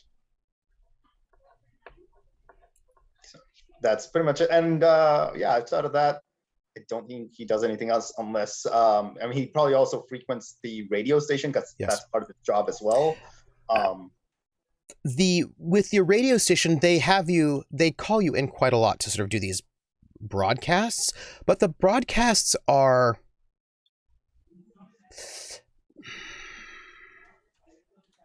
everything's fine sort of broadcasts. It's about like they have you read about like the French tennis team, and like it's quite odd in certain ways, right? Because generally speaking, they want you to sort of speak to the Indian community here in Paris and in the area, sort of like outside of Paris as well. And certainly they have you do that, but they do quite like your voice, and they just have you coming on a little bit just to talk about some new shows that are happening. It's everything is fine. And they would just like you to say so. But then also just assuring people that there's no need to be on the streets right now. Communists, like it's a very weirdly sort of some heavy propaganda being sort of sent out in that kind of let's not talk about there's no reason, like don't worry about all those soldiers on the streets sorts of things are happening. These are not the droids you're looking for. These are not the droids you're looking for. There's a lot of that. Oscar, you've got 3 days. You don't have to. They're assuming that you are working on your film because you've been doing some filming. You have things going on there. What do you? I would be assuming. Yeah, I would assume I'd have to shut down a lot of the filming because there's no way. First off, people couldn't get where they needed to get. Yes, there's a huge disruption, right? Yeah, right. But Oscar, not Holgar, is concerned that if he would try to even film something in a stage somewhere, that the musicians are going to be absolutely harassed coming and going, if not like drawn out of cars and things like that. So he's just going to tell everyone to hunker down and stay where they are, make sure that everyone knows where they are, because they're all in German housing right now, I believe. Yeah. Unless they're French, like French civilians have their own housing. Right. What he will do though, at one point during these 3 days, he would like to get his principals, some of his principals together in Isolde, Clements, and Jerry Baker to go over and do scenes and stuff, because he needs Jerry there I'm just assuming Holgar is able to appoint Jerry as basically like his assistant director. And he needs Greg needs Jerry there because Oscar sucks at certain social things. I need Jerry there because she's great at those. Yes. So you're probably going to also have some French actors who also are there, right? Because this is like a tale of French. Well, there's that French the daughter of and she's there, of course, right? So you've got like a good mix of some of your principals who are there. Just nobody that would get harassed getting there. These are just people that could make it to where they're rehearsing. May I ask you a question? Sure. I'm not going to ask you if you want a fate point. Stop you, Trooper. I'm going to ask you. It's not about a fate point. Okay. What is the plot of this musical? The plot of the musical, we already went over briefly, but I don't want to spoil too much. Because of course, I mean, this is, spoiler alert, hashtag the work in progress, It's a work in progress. Yeah, it's right. Expect this at the last episode of the season. I'm just going to say, go on. It's not gonna be ready by then. Are you kidding? This is an epic. I know, it's true. It's an epic. It's gonna be really big. Right. This is months of shooting. So no, as said before, it is about two daughters, one daughter of France, one daughter of Germany. They get together and fall in love with a son of Germany and a son of France, respectively, as these two couples are brought together to show both union of nation and union of heart. Of course, surrounded by and the backdrop of war and how solidarity and love can be torn asunder. But then, of course, reunited in the end, victors against. Well, I've said too much. Said too much. We don't know how it ends. No, I want to know who the villains are, but you can tell me later. And it is springtime for Hitler. Yeah, no, I mean that's basic. You're making springtime for Hitler, and it's brilliant. Now, I suppose the question I'll ask you is, as you're sort of working on some of the set pieces, and I imagine you've got you've got writers and you've got composers, you've got things sort of working. What are you projecting in this moment? Like, what would you like to have happen or set up as you're working through with your principals? And having a good, well-respected assistant director in Jerry is smart, and it's good because you're bringing it helps because it's like a French studio. It's very nice, right? You're bringing that good collaboration. What I would like is that this is going to create I want to create an airtight future alibi for Oscar, so that with Jerry's help, everything that is movie related is going to go through Jerry. So it goes to Jerry to me to Jerry, and then back out to everybody else. And then in so doing that, I want to be able to use that clout that he has to manipulate his presence. Jerry, I know, is going to be down for this because she can say, oh, he's there. Let me get in contact with him. He's working with so-and-so, even though, and she would have the notes here's the ledgers, here's the casting call, the call list for everybody, here's where he's over there doing that with this. And she would have whatever call list she needs to pull up at the time to show wherever I may need. She may have three different ones. But this is all just a manipulation to make sure that in the future, if I need to get somewhere or do something, I might have a little bit we would have a little bit of a help, to get around on that. So, and what is Regina doing in these 3 days? So, okay, because it's Regina, she has a lot of things she needs to do. The streets are busy. It's fucking cold, and she has some proper agent shit she needs to get sorted, especially since time is winding down for Berlin. So she, in lieu of our theme from our question, is gonna fake sick. Have a cold after the New Year's festivities. She might have got a little wasted, her immune system's down. One which gives the reason for the doctor to maybe be around these few days and stay with us instead of having to stay at his place. But she's gonna basically, I'm hoping to do deceive, to deceive her way through the sickness and send out some poor Nazi boy to have to go check out a book from a library. Troilus and Cressida, it has to be from this library. It must be this copy. If it's not, don't return. Right. Right? Don't even come back till you have it in hand. Yeah, it was so very Karen, and sick Karen nonetheless. Yes, it's bad. Sick Karen. And then during that time, after she gets the book to see if there's a note from Charlie, she'll spend the rest of the time trying to decode this message and write the next message that needs to go to London. So, give me tradecraft. Oh, I was hoping for deceive. No, I just need some tradecraft. Oh, even if I deceive through the sickness? Yeah, but that's something different.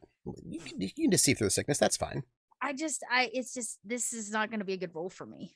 I'd be better off going out and putting out a wireless transmission. Oh no, you've got the book back. That's no problem. I know that, but that's the point I'm trying to make is I don't have the trade craft and I don't have anybody to do this one for me because this is like her and Ophelia's code. Do I get any benefits for it being our code? Yes, you do get a +1. Okay. Can I assist? I have tradecraft. Yes, and you can get another +1 from okay. From Oscar. This is not a good roll for me. Oh, I got a 3. You're hey, good. Perfect. Straight zeros. Nothing like straight zeros. That is all you needed.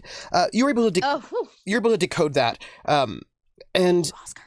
The thanks to Oscar. The message back is that the Duke's daughter has arrived safely, is being taken care of. She's outside of London, in the countryside. She sent that before I asked for it. Mm-hmm. Because they had sort of got that info back that she's been sent to this countryside and where they've evacuated the children.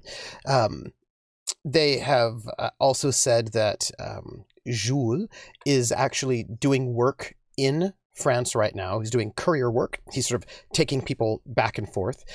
Also, Dimitri has... Oh, no, they all went off to India, so there's no word back on that one. They do have a sort of a longer-term mission for you that they would like you to take care of in your own time. They would like to get intel on... there is a Peugeot factory right outside of Paris that they would like you to get as much detailed information on as possible for future purposes. Probably bombing. On what kind of factory? A Peugeot, a car factory. Makes trucks. So it looks to you like there's probably going to be planning a bombing run in the next couple of months, and so they would like to get some. You said it was to the north of the city. I think it's northwest. I have to check. Right. Yeah, but there's there's a factory there. They would like you to just get some details on. If you can get some info on it, that would be great because they're planning some sabotage. And there's a note saying, I know you're a good person. Oh, so she decoded mine on the spot. Mm-hmm. Because you did yours first. Okay, so she had time to get it. I got you. That makes sense. To decode it. She had to be really fast. By the way, that's her max skill. And like that last one was clearly like like that was the last thing. That was like a bit of a rough, quick one to go. But for her to do that is fairly remarkable because it takes quite a lot of time to decode because you have to sort of know it really well. And so she clearly was able to do decoding while transcribing in a way that is... Were we waiting on anything back from the previous broadcast? No, but you did get the information about this new mission. New location. And also Sylvie and Tango have made it back. Oh. They have made it back safely. Yes. Anything on Mama Tango? No, there isn't. Okay, well, I get what I get. And it is the factory at La Grande Colombe, asks Willen. That is the one wherein I think I have photographs of that old factory. I did inappropriate researching at inappropriate hours of the night, trying to get World War II era photographs of that factory, which has shut down now, but I have them. But there's this, it's just right outside of Paris where they're doing, they're making trucks that are being used by, as it is. And they want good sort of intel on it for later, for bombing purposes. And it's a pretty brief one. And that is what you all are doing for those days. You have 20 days before this conference. And the prince has told you that he's been given an invitation to go to Berlin to meet this man who's a sort of a really serious freedom fighter for India at the moment, who is... I believe Chandra was, I could be wrong, I need to double check. He's essentially kind of like Malcolm X of India. Yeah. Compared to Martin Yes. Luther King being Gandhi of India. Yeah, and they had a falling out actually about how to deal with things. Right about this time, there was they were both in the same party, and he kind of got pushed out because Gandhi was like, "Yeah, I don't think we should wait." And Chandrabose was like, "I really don't think we should. This is a great opportunity because England is now busy. We can get out of this, right?" So he's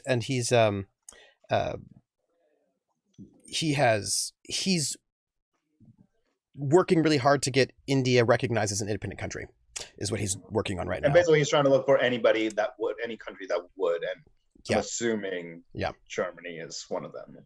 Because Germany's like, that's convenient, yes, right? So he's currently in Berlin in talks, and you are a prince, that's very nice, and they're wanting to get you to go up there to meet him and perhaps, a little bit of schmoozing and help. If anything, I think Preetham has his own agenda if he can go. Yeah. So here you are in this moment. I would like to ask you, what all would you like to do? Clear your What day is it now? I would have you. I'd also like to try to de-stress a little over these 3 days. I'm going to ask you a question. Oh no. Okay. How would you like to de-stress? That's a great question. Oh, I'm sorry. Can we rewind? Pause. There's a conversation that needs to be had before you can answer that question. Oh. Is there? Yes, Regina offered to allow a bed swap. Oh, no. I imagine what happened was Regina came back and put herself in Frida's bed. Oh, so you didn't even ask. I just kind of did it. I just go lay down in Frida's bed. So there was not a discussion. So, Oscar, your wife is over in Frida's bed. Frida, your pal, Regina, is over in your bed. First off, I desperately want art of what it looked like at night when Regina and Oscar were, just these perfect Germans that have they're just like two soldiers that are sleeping beside each other, just like ramrod straight. There's no snoring, there's no they sound. sleep with their eyes open. The bed sheets are perfectly like no wrinkles. There's like pillows in between. We sleep atop the sheets, we kind of hover a bit. Full clothing, no doubt. 1 foot on the ground on each side. It's like the most unromantic thing you can possibly we have guns pick under up. our pillows. Right. There's just there's knives everywhere that no one can see, just like a hint of a handle here and shit. Anytime anything happens, guns and knives happen, just are pulled out of everywhere. A car backfires, we return fire. It's like there's just a lot of PTSD right there is all I'm saying. But how does that first evening go? I imagine Frida's pretty tired, and I imagine she has a nighttime routine, being in theater to a certain extent, probably more so than Regina. So I imagine by the time Frida's out of the bathroom, Regina is already in her bed. Yeah, I imagine Regina does not spend a lot of time doing skincare. Perhaps I'm wrong. No, I imagine she probably went to sleep with the dress on and a cigarette burning in hand. Oh, the 1940s. Off the side of the bed, just that's Regina. I 100% guarantee that Oscar does more skincare than just about anybody else in the joint. Yeah, right? That's what he's doing in the bathroom. That's all that time. He's always cutting cucumber. Is it Oscar and Friday in the bathroom with their skincare, putting cream, cold spoons? I can imagine Preetham asking, because it's not his home, so he's asking for where something might be, and he's just like, "Hey, can I?" And then he sees both of them in the bathroom, just guzzing up, and he's like, "Never mind." What happens? Do you is it awkward? Do you just accept it? You're Freda. It's we'll probably talk about this tomorrow because she's tired. I imagine by this point she's pretty tired. But then she sees that He opens the door, sees like the cigarette probably just going out, and he's like, "Oh," closes it. I think I'm sleeping with you tonight. Regina suggested we switch beds. I told her. Oscar would, if anything, you would see that he's pleased, perhaps, but he would turn and just say, "Which side is the bed do you prefer?" Oh, left, if that is all right. This is fine. And he would take his stuff off the left and like nightstand. Oh no, he was on the left hand side. I'm going to ask a question because there are only two people here who have mental stress right now. Oscar and Frida. Within these within these 3 days, do you clear your stress? I think Oscar would. I think Frida would as well, at least decrease it immensely. Because she's like, okay, this is nice. It's nice. I think she appreciates the quiet time. And for Oscar, this would be if we and snuggles. That's it. Yeah. If we could look at the last morning with Regina in the bed where they wake up in military, the next morning that he would wake up with Frida, it would be like them intertwined. Yeah. Like him, like with his arms wrapped around her from behind. Yeah. Just a different scene. Yeah. Yeah. Both of you may clear all of your stress. Also, it's been 2 days, which means Pritam and Regina may clear your mild consequences. Yay! Woohoo! Fuck you, Yakers. I mean, right? What is the date? Did we decide on the date? It's January. It's up to you. New Year's Eve? You can either do New Year's Eve or New Year's. It's up to you. It's it's your choice. New Year's Eve or New Year's Day. Well, look, we ain't going out for New Year's. Are you sure? If you want to, you could just go out. What's going on? I can't imagine they're having anything going on for New Year's with all this activity on the streets. Well, there's still going to be things going on for New Year's. Please. A lot of times. Unfortunately, you could not have your dinner with Nicoletta. It is. Sylvester. My dinner with Nicoletta didn't happen. No, because there was a curfew at 7:00. Yeah. Oh, what a shame. So that has been, stopped. If you don't, I will. Can I pretty? Oh, I guess I was sick. Never mind. I can't. What? Well, no, it would blow my sick cover. I just, as a good German woman, a canceled dinner requires that a note be dropped off, an apology, and I'm sorry letter so that we can reschedule. Of course. And Nicoletta's a busy woman, so I can't do it to Nicoletta. I have to deliver it to her assistant directly. Well, but you can probably just get it sent, yeah? But this is so personal. We were very much looking forward to this dinner, and I would hate for this letter to end up in the wrong hands and never make it to Nicoletta. It would just be so rude. All right. Would you like a fate point? Rude.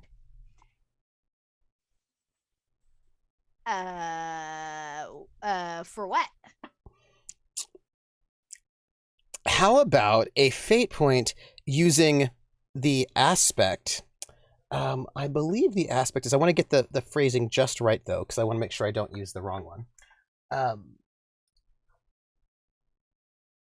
What time would you be going to deliver this, by the way? Oh, it wouldn't be late. I mean, because they're at the other hotel, right? They're at the SS place. How far is that from where we're staying? I don't think it's super. I mean, like, it's not super far, and you're gonna be getting a ride anyway. No, you know what? This consequence just healed. Somebody in chat called it bad romance, and I thought that was good. Oh, that's this a good consequence just healed. And it was about being too close to them. So as much as Regina wants to, her conniving, plotting side is like, I'm going to go steal this secretary from Nicoletta. She knows that she should keep her distance. So she does send the note. But you could go in person if you like. No. And I could give you a fate point. It doesn't match what she's been doing over the 3 days. I'm just saying that, like, it's right there. I would use I would evoke the aspect Lustmorder. his aspect, Elias's aspect, that, that he is a big ol' serial killer. And I would use that as the aspect for that compel, if you'd like it, for the trouble. And put the secretary in harm's way? Hell Oh, no. yeah. This secretary is being used for Nicoletta, not for Jaeger. Jaeger's just going to have to put his knives away for a second. Fine. And think with his other brain. Yeah, no, he won't. I know. But she won't. Maybe there's that moment. She even gets dressed to like leave, and then she decides no. She goes downstairs to the lobby and gives it.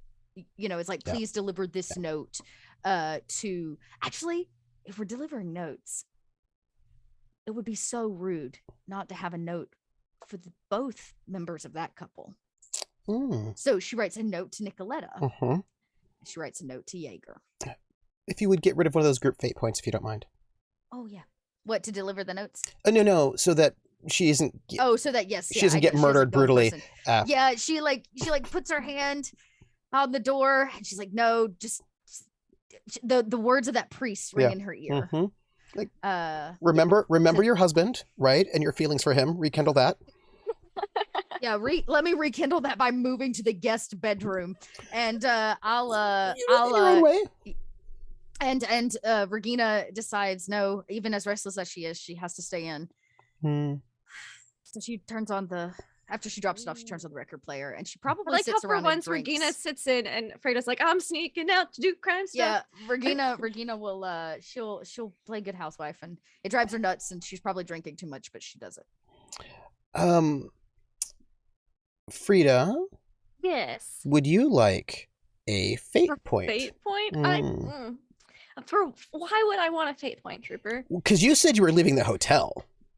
Well, I would have had to bribe the lady. That's what I did. Okay. I rolled the would you like a fate point? Resources for and everything. But what for? Ghosts from the past. Oh no! I'm just asking if you would like a fate point.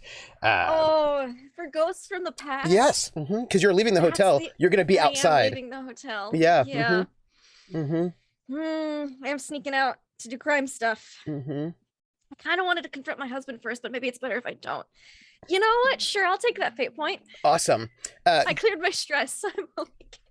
Greg, would you like a fate point? Ghosts from the past. Would I like a fate point? Ghosts from the past?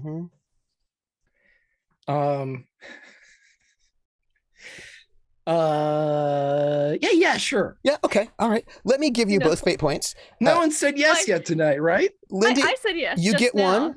Yeah. I just want to know why he wants to give both of us fate points. That concerns me. Lindy, you're at what? Are you at I'm at 3 again. You're at 3. There you go. I was down to 2. Most of my people from the past are dead. Most, but not all. Yes. Yes. I don't have a feeling I know who this is going to be. I don't know if you know. So let me see. I don't know if I know, but I could be surprised. KP. Oh, no. Yes, sir. Would you like to give me a fate point? For Ghosts from the past. It's an opportunity. I'm not threatening you with anything. I'm just asking if you would like to give me a fate point. You know what? Why not? Please, give me a fate point. I will take one from you. Give you or Yes. give you or get one? No. So you said give me one. You could ask why. Why? It's it will be for a present. Using Ghosts from the past. It's not a present. If you give me a if you give me a face point, it is a present. Okay, then yes, I would like a present, please. All right then. I like presents. It's nearing You would Christmas. say this now. I will give you a present, and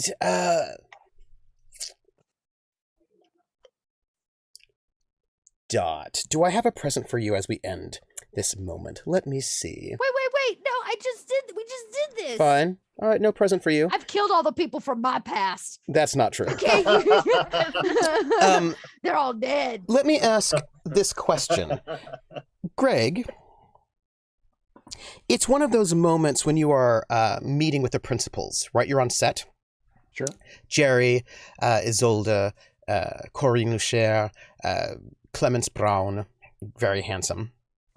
Not that smart, but it's fine. You've got your groups there, and the scenes are running through. The scenes of romance, and Clemens is trying. He's okay at dancing, right? You can get him some skills there. May I ask what you're thinking about? This is probably like the 29th or the 30th, 31st, perhaps. What's on your mind? To be extremely honest, for Oscar is always he's the poised rat trap. Yeah. You know what I mean? Like, he's always ready to act. But in this moment, whenever he's actually doing something that's legit creative, that he's putting like focused creative energy into, he's probably focused on it. Yeah. He's probably really focused on letting them really be the best actors that they can be, him to provide the best direction that he can provide. Yeah. Because for a moment, he's not in a war. He's not against the Nazis. These aren't Nazis. Yeah. These aren't, this is just art. And no matter how twisted it may be, it's art. And he's legit into it, so. This is part of the thing that Sylvie brought out in him back in that first, so. And as you're watching this scene unfold, right, you're watching Isolde and Corinne as like these two young sisters from different countries. And you're seeing Clemence Brown, and there's like a young French actor who's there. And they're sort of like rehearsing this kind of like really beautiful quintet, like the sort of like the love quintet.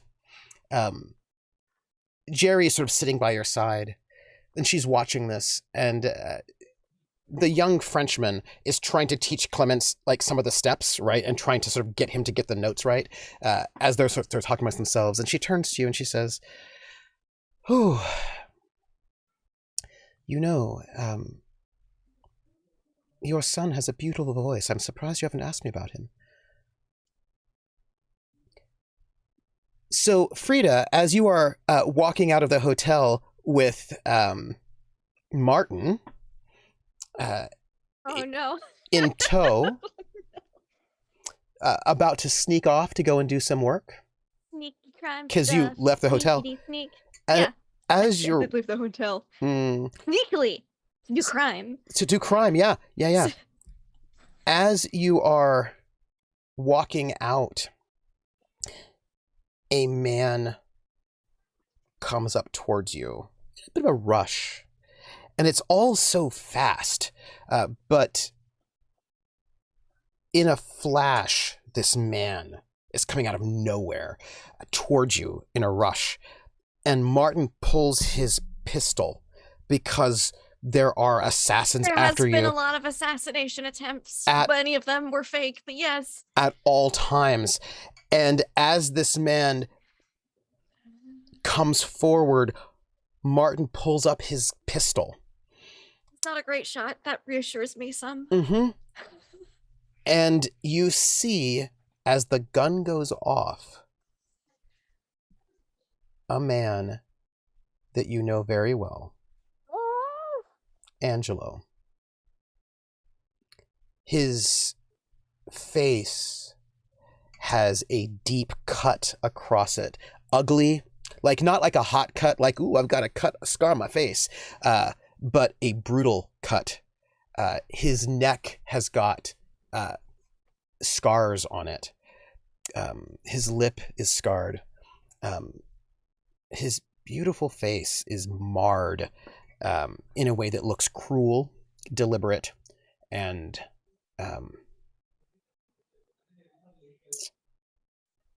made to make him look less pretty on purpose. Not like, oh, I was punched, but somebody cut him. Yeah. And as he's coming forward, you can just hear this croak in his mouth. And he says, just this. It's a harsh sound, guttural sound coming from a throat that has been injured as he's coming forward with something in his hand.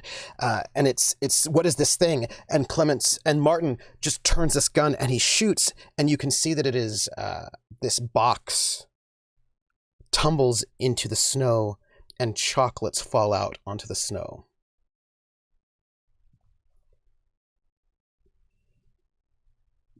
Pritam, Yes. You left the hotel at one point, Mm-hmm.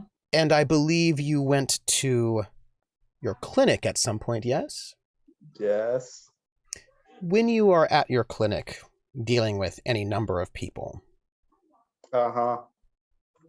the door opens without a knock, Okay. quite strongly, and in strides two men, Indian, Okay. strong, Oh. in suits, nice suits, very burly men. And Okay. following behind these two men is your mother. Oh. What a gift. Oh. And she says, "Young man, what are you doing in this country?"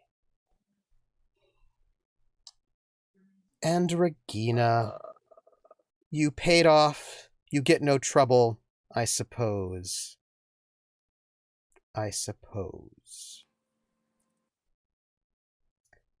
Did I get to read Charlie's note? Charlie's note is not there yet. Damn it, I'm gonna have to have him go get the book again. It's They're really gonna hate me. But Charlie's note is not there. But Pritam's mother does have a note for Regina from Hannah. But Regina doesn't know it yet. But she will learn that. I assume... My mother has... Because you We sent... Hannah to your yeah. Yes. You sent Hannah. Yeah. You sent Hannah made to your it. family. Yep. Yeah, I did. You did. So she has a letter that she has not yet delivered because she wants to talk to her son about what her son is doing in occupied Paris first. Hello. Yes, and we're going to leave it with that. We have a question about, when are you going to ask about your son? You have your old love stepping forward to meet you, and Martin freaking out because there's been a lot of assassination attempts against you. We'll find out how that goes. He is not the greatest shot, and It's not. Yeah. yeah, and Angela is fairly athletic, so we'll see how that goes. And we have someone's mother looking a little bit incognito-ish. Not exactly incognito for a queen, which is not that incognito. Queen mother. Yeah, for a queen mother, and we have Regina deciding not to give in to temptation and deliver those notes personally. And with that, we are going to end our episode. What are we? Are we New Year's Eve or New Year's Day? I want to know from y'all. Did you say it was 2 or 3 days? It's Let's up to make you. it New Year's Eve. Just New Year's Eve? Yeah. No, let's do New Year's Eve. That's So thematic. December 31st. It's been 2 days. Yep. Technically, it's been 3 because you ended on the 28th. 28th. Yeah. So it's Oh, 29th, we were on 30th, the 31st. 29th, right? No, the 28th is Sunday.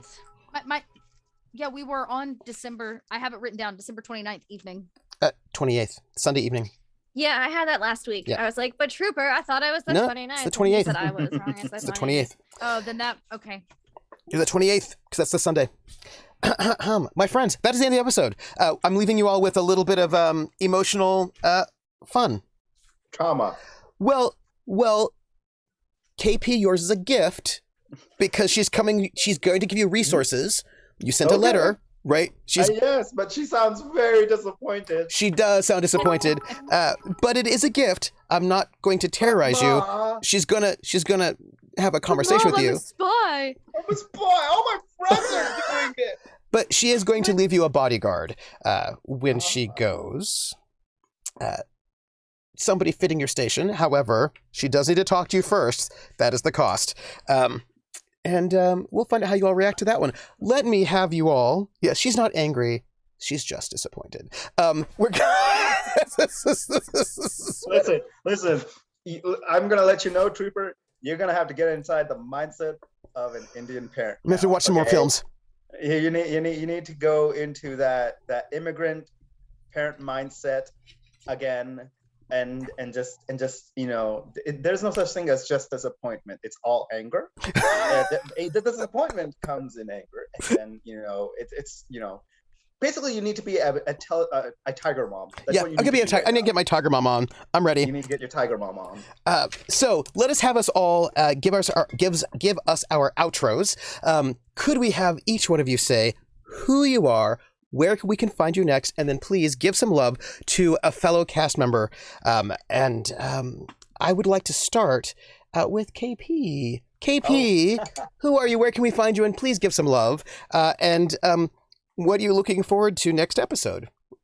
Oh boy. Hello everybody. My name is KP. I go by KP Living Studios on all the social medias. I do photography. I do all sorts of fun things around the internet. I get to play games with amazing cast members like this. It's absolutely fantastic to be here telling stories all the time. Sorry I was a little late today. Had a little bit of a traveling kerfuffle, but couldn't miss this for the world. On top of this, I'm also excited because some of my other long-standing games are coming back around. Really? And Like which one? Is there something that you're doing like is it a Tuesday or a Thursday? It's a Thursday, right? No, it's a Thursday. What are you doing on Thursdays? So it's a small, short show. It just hasn't been on for very long. We thought, hey, why not do this? Just for 4 seasons. Maybe a movie. I don't know. I'm kidding. No movie. I wish a movie. 4 seasons a movie. But essentially, I have a game every Thursday with the lovely Dot here as my game mother on a show called Void. It is a Coriolis TTRPG based game. It is set in space. It's what people like to describe, or what they describe it as, a Arabian Nights, but in space. So a lot of Middle Eastern culture, a lot of cool, craziness there. And then also that's on Unmade Gaming's channel. And then on Tuesdays, starting next week, we're actually starting a new show of why am I blanking the name of that? Tales from the Loop. Tales from the Loop. Thank you. Tales from the Loop game, where we're a bunch of kids in the 80s, basically think Stranger Things, but Swedish. But Swedish, and the artwork is brilliant. Yeah, it's absolutely fantastic, and I'm super excited for that. So, check us out over there. That's also going to be with most of the cast members from Void are going to be on that, except for Dot, because Dot hates us, and she didn't. It's true. I'm kidding. The thing is, she got sick of me because she's been playing in so many games with me lately, and I know she's just like, God damn it, not another one. You gotta get out of this again. Yeah. So give your love. But oh my goodness. Our plan worked, y'all. Like I have to give all the kudos to everybody, because holy crap, like that was such an intense level of planning that we had to do for something ridiculous like this. I could not imagine. It was for the moment. Yeah, it was for the moment. Yeah, and it actually worked. We pulled it off. So and I loved how each individually had their part to play. Mm-hmm. I thought it was fantastic. So I have to give kudos to every single person. It's always a joy coming on this show every time, because every time I get to learn something new and get better as a player watching you guys play. This has been fantastic. And I think also just that conversation between Oscar and I, that was a nice little, like, I don't think we've had too many of those. So having that moment of just sitting down and kind of discussing certain things, heavy things like that, was a lot of fun. Speaking of Oscar, Greg, who are you? Where can we find your son's podcast? And give some love to someone. Also, Hi, Greg Grimjack. Where can we find you? Oh, hi, Greg Grimjack21502. You can find my son over at Pod Awkward on the Twitters. He is running a long form awkward teenager podcast. which has incredible stuff. Sponsors are flying now. It's a creature of his own device, and I couldn't be prouder of he and his partner that are working on it. As for me, you can actually see me too over on Unmade Gaming, here, there, and around the square. I will next be up, I think, Saturday the 20th over there with the Keystones for Atari Twilight Twist of Fate, which has such wonderful people as our own artist extraordinaire, Draftier, G, Lightning Invoker, Necrotic, and As Told by Dice. Incredible group of role players. What a great group of people. Yeah, super fun in my Garrett, Maryland town. And maybe something else on the horizon over on Unmade Gaming. We'll see that very soon. But I absolutely love this game here with this table. This table is one I look forward to every Thursday, or I should say every Saturday through Thursday, and then Friday's a great day. So I love that I would give out right now. I think that my love right now has to go to Dot. I love you all the time, but tonight it goes to Dot for this one moment when Dot is a throwaway line that I loved, when Dot said, "I'm sitting there drinking alone. Of course I want to talk to somebody." And that was the greatest line, because that was just such a throwaway. I'm not sure if it was Regina or Dot that said that line, but that was the greatest. That was the best. And I enjoyed that. It tickled me quite a bit. So I loved it. I loved it. Side note, I just want you to know that I just had a flash of an image. It is not my fault. It is your fault. You did it. Regina and Oscar at a bar, played by Faye Dunaway and whoever it was, like the Bukowski, the Barflies, like just somehow like they are now like Bukowski and Faye Dunaway. Oh, it's very interesting. I mean, I know I told you who. Well, I've mentioned who would play Regina, like the actress, but I also thought like if we had to pick a live actress, Claire Danes would play. Oh, would play Regina. Not the young Claire Danes. No. Like, Regina's 30, so. Yeah, Homeland, Claire Danes. Yeah, Homeland. Not Claire my Danes. so-called life. Not my so-called life, Claire Danes. Claire Danes. I feel like I know who played Bukowski. It was the guy from The Wrestler. What's his face? You asked me too quick. It is Mickey Rourke. Mickey Rourke. Thank you. Oh yeah, Mickey Rourke would be a good choice for. That came from my toes. Yes, just took a while. Yeah. It had to work its way up. Thank you. Let us go over to Pew Pew, since you mentioned Dot. Dot, who are you? Where can we find you? And give some love. Hi friends, I'm Dot, Little Red Dot Online. Go pick a social media channel, or you can go follow my Twitch channel. I work for Cobalt Press, so I'm oftentimes over there. And when I'm not, I get to play games with Trooper on Tuesday mornings and some space stuff on Thursdays.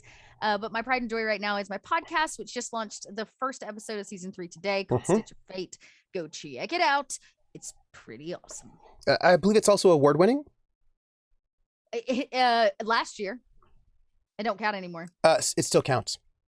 You've seen those like burger places that are like best burgers in Boston, like, 1872. As for my love, I'm also gonna cite one of the party moments. I think getting to find out about how much he loves Frida was a really fun moment. Because Regina's always looking for leverage. But I really think the Oscar Pretum, like fake jovial, like running the party moment was probably my favorite. Yeah, Oscar's like pointing and is cheersing and is toasting. But the conversation is not that. But it's not that. It's such a spy move, It's like such a spy move, and it was great distraction so Regina could drink alone. So cheers. You're not dealing with anything, are you? Oh, interesting. Okay, go ahead. That's fine. Regina is. Yeah, she is, isn't she? No, it's fine. I'm sure it's fine. Hey, Trooper. Yeah. Wait, no, you're not up. No. I usually go last. No, I'm not going last. It's tonight. Lindy. Just kidding. Lindy, who are you? Last. Where can we find you? And give some tonight. Yeah. Last love, Lindy. Give some love. Oh, so love first. I really liked that party scene where we had the two conversations, like totally open. Whereas two were like in the middle, in the thick of it, be like, "Oh, yeah, that's great," and then the other two were like, "Oh, we're just having a sit by the side. It's fine." And while someone runs interference for us, like, isn't that cute? Just such a busy bee, such a hard worker. I have him so coerced. Poor guy. He was also feeling a little bit guilty that he was waiting for you at the radio station for hours because they gave him the wrong directions and he had to like rush to catch up and Yeah. She hasn't seen him in a few days. I'm sure he missed her terribly. So yes, love for Martin Spahn for just that, because the poor boy he's not gonna he's not gonna see anything coming. Bless his heart. I also really liked the conversation that Freda and Regina had. I feel like those two specifically don't talk very often. And when it do it, even though they're very similar in certain ways. They're very similar in certain ways, but when they do, it's typically super businessy. Yeah. So just talk of like the future and like, plans, like in a somewhat business sense. Yeah. I wonder if she'll ever bring up if anybody's going to bring up the journal, because nobody brought up the journal. Nope. I imagine it was returned, but like nobody said anything. So I actually thought that's what you were going to talk about at the table when you sat down. I was like, oh, please don't bring this up here. I'm going to need more drink than just one extra. Which but journal are we talking about? Her dad's journal. Regina's father's journal. Yeah. What have you read while I was like, no, I have other things I need to tell you and ask you. I want to see if you change your mind on things. Like, do you want me to stay? Yeah. By the way, I'm pregnant. Yeah, that was great. My life story. And I also love that Oscar and Freda have like the nighttime skincare routines that they go through. It's like, yes, those theater kids. I thought you were gonna say like cuddling. I did not see skincare routine coming. What's more important, cuddling or skincare? I just thought it was such a fun moment where they were like, washing, and then by the time they're done with their nighttime like wind down skincare routine, everyone else is in bed, and it's like, oh, guess we're rooming together. Cuddles for your face. It is, it's great when you can share your small everyday routines with someone you care about. And I look forward to the prince having a conversation with his mama. Yeah. I think that's gonna be great. Me too. So that's my love. I just have a lot of love, and upcoming love. You can find me online at LaughLoveLindy, Twitch, Twitter, YouTube, etc. Basically, if you look it up, I'm probably there. I play and GM some tabletop RPGs. You can find me next on Sunday on Praxagora Thesmophoria's channel for the finale of our Blue Rose. I'm sure everything will be fine. And then you can find me on Mondays and Tuesdays on my channel. And there will not be an episode of Aliens in November this month, but there will be 2 in December. Ooh. So we're making up for it. Holidays, weird timings for things. So definitely check that out. And I just joined in a new campaign that just started this past Thursday on Other Doc's channel. It's a sunken campaign. We're all doomed to die terribly. It's gonna be great. Nice. And I'm not going to tell you who I am yet, but I want to sort of thank those who have given us tips and bits to help pay for this amazing cast. Rissa donated 10 bits with some cheers. Time of Gifts donated $40 that says, there may have been a string quartet at the party, but to the quintet that he entertains till morning in Europe comes, and the shadows flee away. And thank you, Willen. 100 bits. This came in 15 minutes ago that says, what an episode again, so awesome. Also, poor Angelo. And look, Martin Spahn is, not a great shot. We'll see how that goes. Rissa gave us 20 bits with lots of cheers. And I am troopersjp. I'm your GM. You can find me here on this channel on Fridays. You can see me on Sunday for this Romance of the Blue Rose.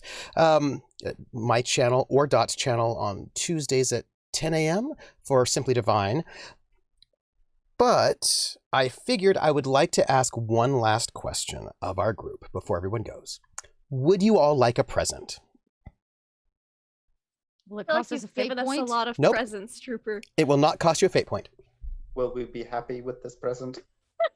I hope so. Okay. I guess. I mean, it feels like not really much of a choice at this point. Let's If I said it with do it! Yeah, I was gonna say, if we said it with an enthusiastic yes, will you tell us? You all get a breakthrough. Ah! A nice full group breakthrough. For you all. That's your joy. You get, Does that mean that that Yes. the Yay, faction gets one snake. too? Yes, the faction also Level gets up one. my crime babies. Level up. That's it, Joy. Breakthrough, because I feel like after all you've done, it's the new year, you get a new breakthrough. And Aw. I give my love to this entire cast. I would like to sort of give the love for each of their sort of like really heartfelt sort of moments, and I'm really looking forward to seeing how everybody responds in the next episode next week. And I also want to give some love to Hawkeye for the title for today's episode, which is Lying in Your Own Bed. That's it, everybody. Take care of yourselves, and we will catch you all on the flip side. Thanks to all our Patreons. Thanks to everybody who's tipped and bipped. Thanks to all of our fan artists. Thanks to the cast. Thanks to everybody. And it's a new year 1942, everyone. Good night. Bye.